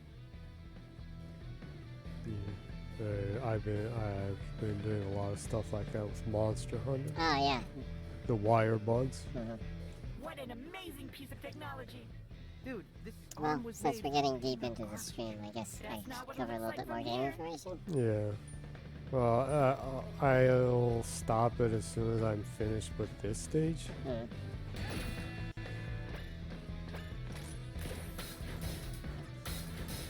So yes, well, we covered it a little bit, but some games are leaving Xbox 360 Marketplace. Unfortunately. That really hurts. Yeah, this is information that everyone should know. 46 games are going to be delisted from the Xbox 360 Marketplace. Some of them... I own most of them. Yeah, you own most of the 360 games, but some of them you don't. And a lot of people don't, right? So anyways, 46 games to be delisted from the Xbox Marketplace. This is specifically talking about the American region. It's different region to region, so make sure you check your local region. Yeah. It's a smaller batch of games in Japan because their smaller number of games are available in Japan. So what you do need to know is although 46 games are going to be delisted, the games that are backwards compatible that you can buy through the Xbox One and the Xbox Series SX storefronts, you will still be able to buy. They're just going to be delisted from the 360 store, right? This is the official word that Microsoft put out. Now, some information that you might not be aware of, because unfortunately Microsoft has not been very transparent about the details of this, is it's kind of case by case apparently. And I say this because in a tweet in Japanese, the producer for the Phantom Breaker Battlegrounds game tweeted that he's really disappointed that the Phantom Breaker Battlegrounds game is going to be delisted. And he said that unfortunately he was told by Microsoft that it's going to be delisted from the Xbox 360 Marketplace, but although it's backwards compatible and you can buy it on the Xbox One storefront, that they're going to take it off of the Xbox One store also. And he asked why, and apparently he got a reply saying that Microsoft, apparently, due to technical problems on the storefront, it will be delisted. So apparently there is something going on with the 360 Marketplace. It is getting old. Some games aren't working correctly on the One and the Series S and X stores. And I did notice some people saying that, well, actually right now you can't even buy the Battlegrounds Phantom Breaker Battlegrounds game on the Xbox One store, although there's a price on it, when you try to buy it, an error will come up. The same thing happened to me when I tried to buy it, so I had to buy it off the 360. Yeah, you bought it off the 360, so marketplace through the hardware, right? Yeah. I saw some people, English-speaking people, saying that they tried to buy it and an error came out, but they were still charged for it. Apparently, that happened to you, right? Yep. You were double charged for the game. Yeah. So I hope I get that money back. Yeah, so you're gonna have to see if that is, the people that I saw in America that said that they were double charged for the game. They said it was refunded back to them. You're gonna have to check your bank account, see if it's refunded. If it isn't, you're gonna have to contact their customer service in Japan. Anyways. You already can't buy Phantom Breaker Battlegrounds on the Xbox One store because there's errors that are happening. Yeah. And the producer said that he assumes maybe those errors are the reason why they're delisting it. So, apparently, he's really disappointed and kind of mad. He was saying that he went to a lot of work because this guy really, really tried to get a lot of his games into the backwards compatibility program. And not many of them made it. And the backwards compatibility program, like, compared to American and, Western games, there's a lot less Japanese games in the backwards compatibility program. So it really sucks to see a Japanese game totally becoming unavailable on the entire Xbox ecosystem, especially since the Phantom Breaker Battlegrounds game is a well-made game. So that really sucks, and he's super bummed about it. Obviously, by looking at his tweets, he's covering the fact that he is a little bit mad. He's still polite about it, but he's obviously upset that Microsoft is delisting his game, regardless of, even though they want to continue to sell it, because of technical issues on Microsoft's side. Yeah, it doesn't make me happy either. You went to the trouble. I mean, like, for friggin' sake, the Xbox wizard, and his backwards compatibility team put a lot of work in making sure that the emulators work for that game to sell it. I wish Microsoft would work out whatever hitches they have in the storefront to be able to continue to sell that game, but instead they just take it off the market. That sucks so bad, and although I like Xbox, I'm not going to be, like, soft on them for doing something wrong. I mean, I know, I don't know what's happening on the technical side, but as a consumer, and as a Japanese consumer who wants more Japanese games on the Xbox ecosystem, it really, it's really painful to see, a Japanese 360 games being taken totally off of the Xbox ecosystem because of technical issues. I wish that they would work diligently in seeking a resolution to this technical problem, apparently. Well, I'm sure they probably did. I'm just ranting, so, I have the right to rant, right? So it's really disappointing to see that. Well, it really hurts me because I've been really focusing on getting the package software, so I've been very kind of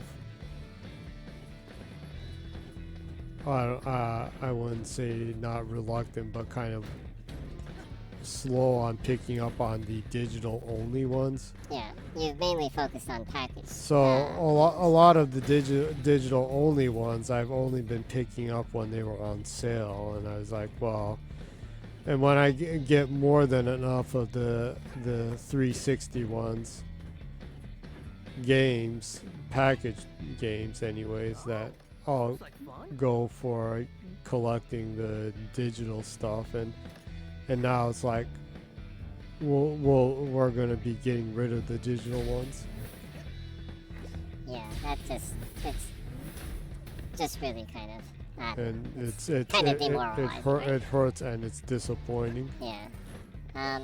Well, There was a rumor that they're going to close the Xbox 360 Marketplace on May because there was some weird wording in the legal writing on the disclaimer about that kind of points at that.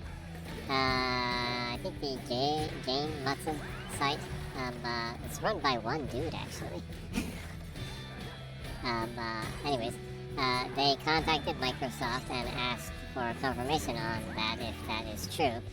And apparently the Microsoft representative replied and said that that's an error on their side and that information is incorrect. And the wording made it seem that way, but that's absolutely not what they mean by it. And the Xbox 360 Marketplace, they do not intend, they currently have no intention on closing the Xbox 360 Marketplace, apparently. But it's gonna eventually happen, you know?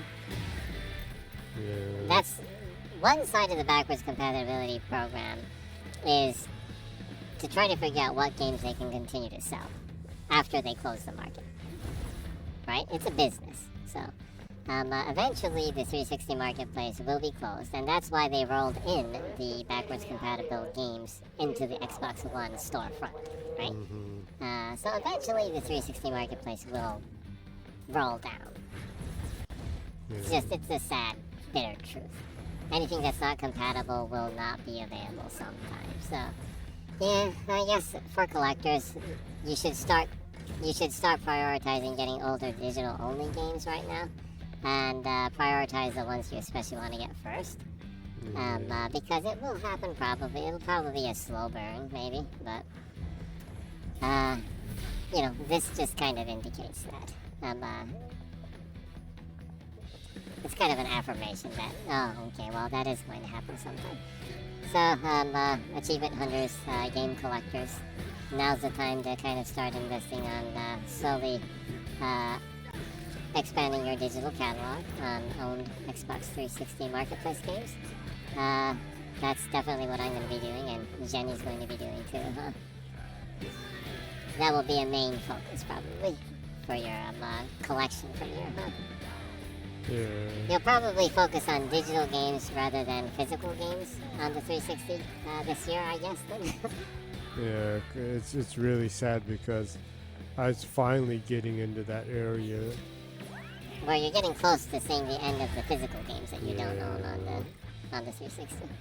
You own like 500 and something 360 games.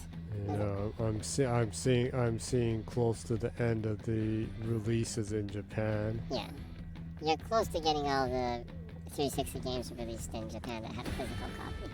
Yeah. Well, so you should focus on the digital storefront ones this year. So that's a bummer. Games that are going to be delisted, meaning games that are not available on the Xbox One storefront that are backwards compatible. Mm-hmm. There's a couple of ones that you absolutely have to buy as a gamer. Yeah. There's two that I will give you that are cheap too, even full price. Daytona USA and Jet Set Radio. These two games, if you look at this game, Jet Set Radio is a huge influence to this game, Hi-Fi Rush, obviously. If you like how this looks, buy Jet Set Radio. Yeah. You will not regret it. Because unfortunately, Jet Set Radio Future never made it in the backwards compatible program. Yeah. I heard that they were trying to, but I guess there were technical issues where it didn't work on the emulator. So anyways, Jet Set Radio, absolutely buy it. It's only like $5. You know, like sell a physical copy game that you have, buy some, you know, MS dollars, whatever, or MS Microsoft gift points in dollars or pounds or pesos euro or whatever, or marks or whatever it is, and buy Jet Set Radio. Absolutely, it's a gem of a game. The music in it that Naganuma Hideki wrote is still some of the best music ever written for games. Period. Mm-hmm. It's just a superb game. Also Daytona USA. Oh, Unfortunately, man. Daytona USA you can only buy on the Xbox 360 market. It's not available on Steam. It's not available on, of course, PlayStation because of a Sega game. You can only buy it there right now. And it's one of the greatest arcade racers ever made. And I'm not sure if a game's ever gonna do that. Arcade racers, unfortunately, are kind of dead, right? You know, they kind of survived and lived in a different shape and open world like Forza Horizon, but it's just a different feel, you know? The kind of, the 3-minute magic kind of. Yeah. One coin gives you 3 minutes of excellent joy kind of thing. That game loop only exists in the arcade racers. And Daytona USA is the absolute, I don't know, it's the zenith of arcade racers, right? It's at the zenith of arcade racers. It's, you know, if you are a game, even if you don't like racing games, this game you should own. It's just superb. And the music is so good. You know, start up the game, play, and you'll hear Rolling Star. You know, it starts with singing. It's so cool that they did that with a racing game. Yeah. The music is such an integral part of the feel. It has the most awesome ever game over music in it. Yeah, the G-A-M-E-O-V-E-R. G-A-M-E-O-V-E-R. G-A-M-E-O-V-E-R. Game over. No, game over, game over, game over, game over. Yeah. And that's exactly like a 10-second jingle. Yeah. It actually makes you want to listen to the whole song so you don't throw your money in the It's such a good short song that you don't continue. Yeah. Which is kind of a... It's so great when you listen to it to the end. Yeah. The music in that is done by the Sega AM2 sound team, and the person who sings it was a member of the AM2 sound team in Sega. Amazingly, he still works at Sega. Yeah, he still works at Sega. After all that's happened, he's still there. And a lot of the sound team members are still there, and they actually have a band. And they actually do lives once in a while. I still haven't went to one, but I absolutely should. Yeah. Has such good music. If you're not a fan of racing games, but you're a fan of game music, still, $5 is worth the music in that game, so we get the game. Those two games you absolutely have to get. Other than that, if you can, Orange Box, unless you're a PC gamer, you can buy that on Steam. But if you want to play it on Xbox, you can't buy that on the Xbox One market storefront. So maybe Orange Box. Also Phantom Breaker, Battlegrounds, pick that up if you can. One more thing. Some games are already starting, like I said back there, some games are already starting to see errors when you try to buy them on the Xbox One storefront. And some are even seeing errors on the 360 marketplace. So, a workaround. If you don't own a 360 but you want to buy these games, buy it off of the Xbox 360 Marketplace browser version of the Marketplace. But I've heard some people are still getting errors on the browser version. The most, from what I hear, the most stable version of the Xbox Marketplace browser version on the PC is on Chrome. So if it's not working and you're like using Firefox or Edge or whatever, or iOS, if it's not working, launch Chrome and try buying it through Chrome on the PC or on your smartphone. Apparently it's more stable on the market, specifically on how the marketplace works on the 360. I've seen some people in Japan say that the games they couldn't buy, they were able to buy after they tried to buy it through Google Chrome. So, just a little bit of info right there. Hopefully, that will be helpful. These games will be not available on February 7th. On February 7th, they will be delisted, so you have like 3 or 4 days to buy them. Yeah, so check your whatever region you live in. Check your there's a PDF file for each region. What games are going to be delisted. Check it out and pick up the games that you want to get. You have 3 days. Go for it, right? It's really sad. Yeah. It's really kind of an end of era kind of thing, huh? Yeah, it hurts even more because I missed most of the 360 era. Come on. Thought this might come in Because handy. You ready for this, I guy? unfortunately had to go away from games for a while. Yeah, I was away from games a little bit too. I regret that dearly because while I was away from games, Not your lingo, but the JoJo's Bizarre Adventure 2D fighting game that Capcom made, which is one of the greatest 2D fighting games ever made, they actually released only in digital form on the Xbox 360 Marketplace and delisted it before I came back to gaming. So I don't own that game.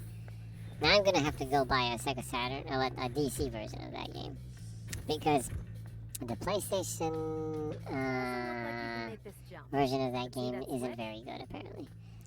So I'm gonna go have to buy a DC version of that game. It costs activate those for you.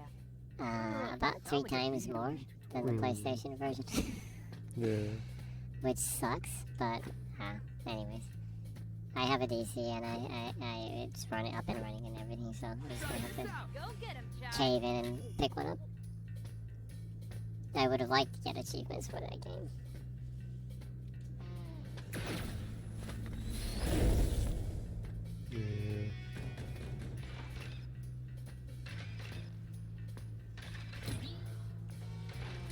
Other game information. Well, since we're talking about fighting games, we kind of touch it a little bit, but Guilty Gear Strive is in open beta right now for the crossplay. The open beta is accessible even if you don't own the game, so even if you're on PlayStation and you can buy the game, I think you can still install the app to access the open beta even if you don't own the game, so you can give it a try, see if you like the game if you're on PlayStation or Steam. On Xbox too, you can try the game out for free. Apparently, I've installed it, but I haven't. And you can do versus CPU matches. See if you like the game, or if you like the characters. So yeah, give it a shot. Try it out. Characters are awesome. Art direction is great. Graphics are awesome too. So I'll definitely try it out. It's going to be entering Game Pass sometime soon. The rumor is that it's going to be later this month. I'm not sure, but that's the rumor. Other than that, well, kind of good news and bad news at the same time. Jeff Grubb reported on the state of the coalition right now. According to Jeff Grubb, the coalition was working on 2 new projects, and the Matrix Awakens demo, that they gave out, that Epic gave out to showcase kind of the Unreal Engine 5. And they were supporting 343 on Halo Infinite at the same time. They were doing a lot of work. They were been pretty busy. But I don't know, maybe they put too much effort in supporting. But apparently the 2 smaller projects that they were working on got canceled. From what he heard, most recently, he contacted his contacts and was talking with them. Apparently the 2 smaller projects that they were working on got canceled. And there was the thing with Microsoft laying off 11,000 people over their entire organization. And 343 Industries was hit pretty hard. 1/3 of their working force left, I think. Around 90 to 120 people or something. But apparently a small number of people were released from the coalition too. Apparently that, from what he says, that's reflecting the shift in their development in that they canceled 2 projects. So some of the people I guess they hired for those 2 projects they released maybe. So since they canceled those two smaller projects, apparently the last year they've mainly shifted in moving into going into full throttle on Gears 6. So that's the good news, I guess, because I love Gears. I love Gears of War, and I'm dying to play Gears of War 6 because 5 ended on a cliffhanger, right? So it's good to hear that they're working on Gears 6, but at the same time, I'm really bummed that the two smaller projects were canceled because I'd love to see what they could do outside of Gears. Right? They've been supporting 343. They've obviously showed that they're very capable, you know, and stuff other than that, like Gears 2 and the Unreal Tech demo for the Matrix Awakens. They're a really capable, talented studio, so I would have liked to see what they can do outside of Gears 2. But Gears is such a good game. I'm not displeased in the fact that they're full in on making Gears 6. And apparently they're fairly far in development. Anyways, Jeff Grubb was saying definitely the next game from Coalition will be Gears of War 6. So that's kind of good news and bad news at the same time. It's not on any map. But it doesn't seem like it's important right now. We can come back to it later. Also kind of along the info of Microsoft releasing 11,000 people in their working force. The Video Games Chronicle media page was saying that, you know, although Microsoft will kind of be attending E3 like they usually do, they won't have as much as a big kind of, you know, presence during the E3, apparently. And the reasoning behind that is they did cut back on working force, right? And some of the game side was cut back too. So apparently they cut back a little bit on the marketing budget, and it's not cheap to do a huge program at E3. So you know, this is based off of educated speculation, I guess, from the journalists that work there, which they actually have really great journalists working there. So I'm assuming that it's probably true. So the E3 presence will be a little less rolled back compared to before. You know, you're not gonna be having Keanu Reeves going up on stage and stuff, of course. Yeah. It probably isn't going to be like a huge showcase, I guess, maybe. It'll probably be more of a digital showcase, maybe, which is fine with me. But the reasoning behind that is cut back on the marketing budget, and also the optics aren't very great for Microsoft when they fire 11,000 people and then they throw an insane amount of money into promoting a live event during E3 that just doesn't really look good for them, right? So that's, you know, that's logical business sense.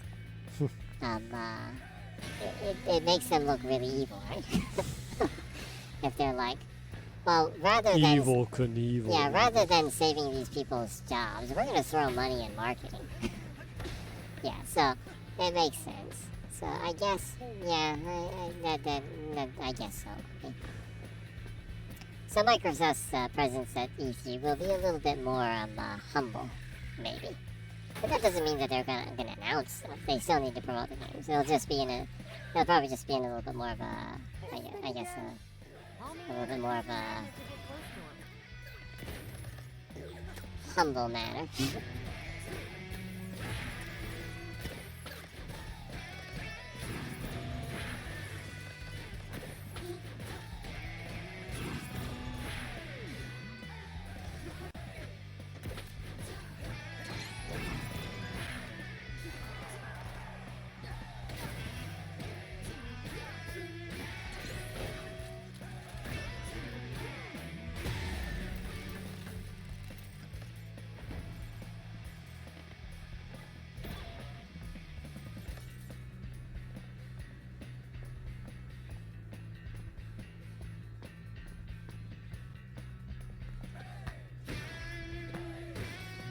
this week was overall not a good week for news. There's a lot of disappointing news. Yeah, with the Xbox 360 marketplace. But actually, well, the thing with the Coalition, though, I guess it's kind of hard to say it's bad news because I'm really excited for the next years. And, yeah, you know, it's a hard call, I guess. On one side of me, I'm happy that I might be able to play Gears next year or the year after, instead of 3 years or 4 years later. But the other side of me would have loved to see what the Coalition would have done with something, a smaller project that was totally outside of the Gears universe. Well, one thing I can say is that I hope, you know, as they grow, I hope they can throw a little bit more money at the Coalition because they're an amazing studio. And maybe expand the studio so that they can work on multiple projects. I hope they do that because, you know, they're one of the best studios that Microsoft owns, in my personal opinion.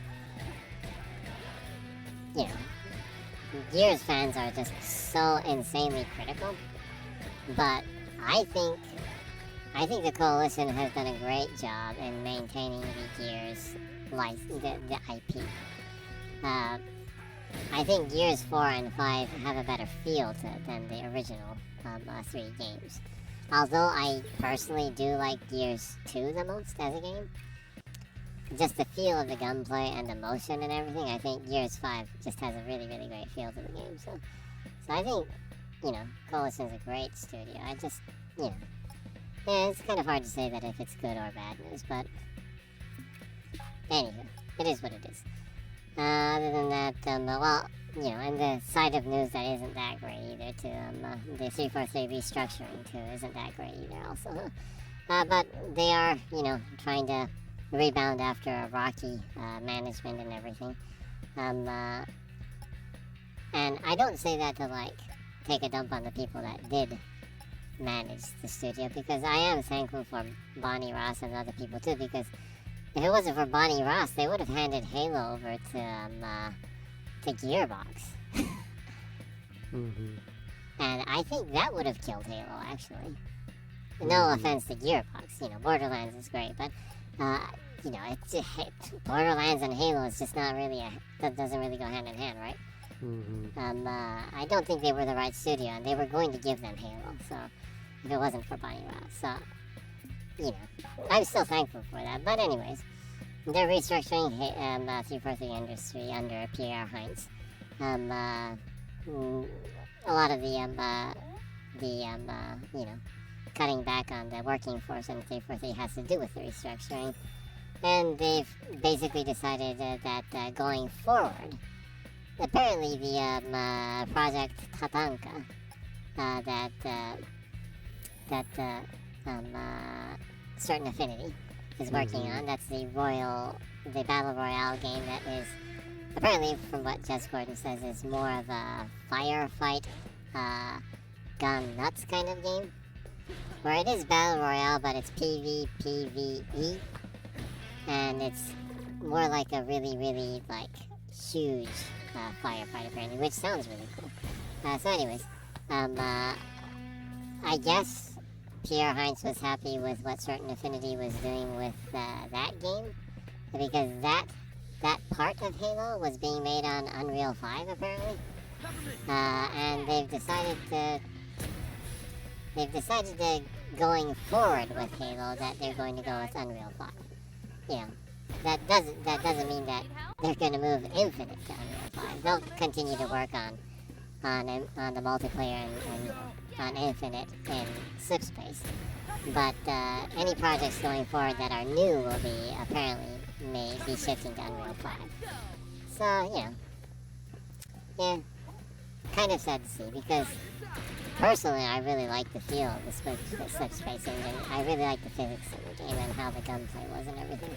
You can really feel the impact of the guns on your enemies when you shoot them. So I loved Halo Infinite as a game.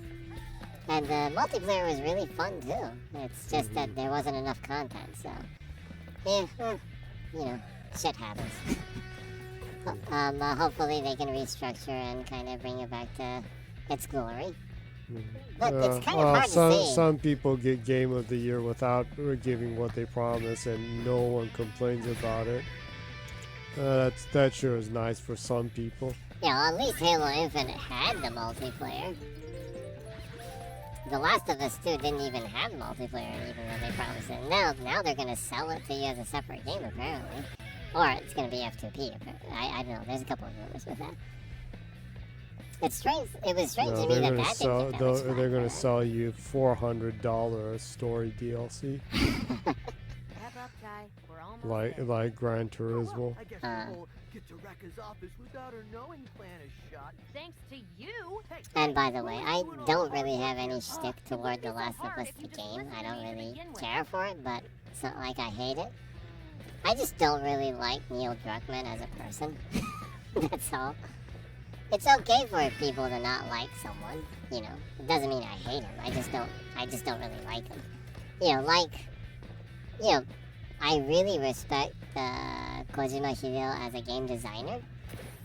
Yeah, he makes Kojima look like the most laid back dude in the world. Yeah. Well, Kojima has become a lot more laid back from when he was younger. But like I was saying, I respect Kojima as a game designer, but that doesn't mean that I like him as a person. He has had some personality issues in the past, but he seems to have kind of become a lot more laid back and gives a lot more people in his studio credit compared to before, which is nice to see. He's growing older and becoming more wiser and laid back and more, more of a team player, I guess. But it's okay to respect someone's work, but not really care for their personality, right? I think that's okay. I don't expect people to really like my personality, so I'm totally okay with people disagreeing with me. People are just people, right? I have no problem with people I disagree with, so doesn't mean that I want to hang out with them, though, right?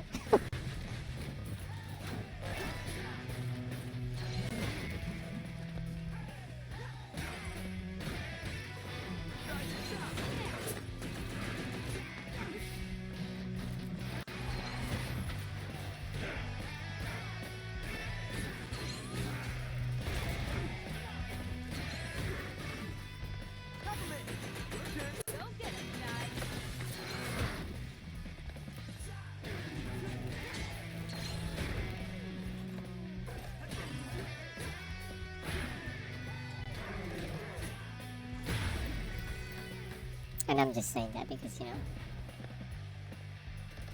I don't agree with someone, their personality at least, or their values, that says something like, we don't use the word fun where we work. That's just, I would not want to work for the dude. That's just it, I don't know him personally, so I can't really speak for his personal, how he is in person, but it's not really the kind of person I'd want to work with. Same goes to Kojima. I respect his work, but I'm not sure if I'd want to work for him if I was in that line of work, right? Which I kind of am, not in games, but I'm kind of in the creative line of work. So, Wow. that's just that. It's a me This would thing. be cool to hang up in the hideout.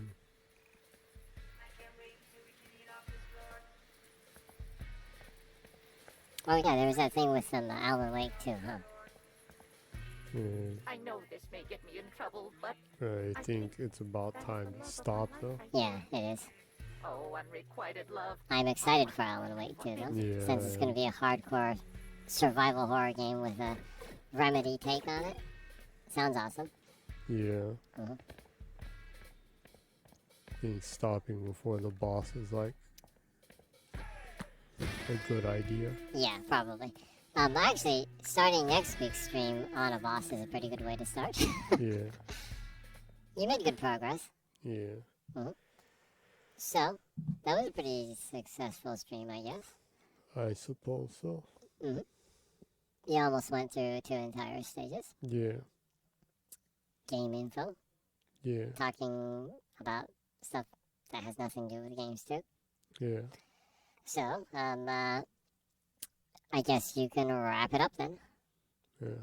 Well, I hope everyone who heard it today, tomorrow, next year, or the next millennium, or whatever, or whether you're AI, or an animaloid. Mecharoid. No, yeah, that's right. It was an animal. Animaloid. Yeah. If you're into samurai pizza cats. Hope to see you again, and whether it be tomorrow or next week or next year or millennium, just remember to enjoy your time or whatever. Enjoy your time or whatever. And that's pretty blunt. And until next time, or if this is the last time, good night and keep smiling. Awesome. Jenny puts her backlog on YouTube. If you search ZGENNYY, you can find Jenny on YouTube. Subscribe. Notify. Click the notify button. Like. That would be great help. If it becomes monetizable, well, if and when it becomes monetizable, Jenny will give all proceeds to a charity. Mm-hmm. It's a giving back to the community kind of thing. So, yeah. So by all means, check it out. Follow, and I hope you have a nice weekend and a nice week. See you next week at this time, 0 o'clock on Saturdays, Japan time. Have a great week. Yeah. Bye bye.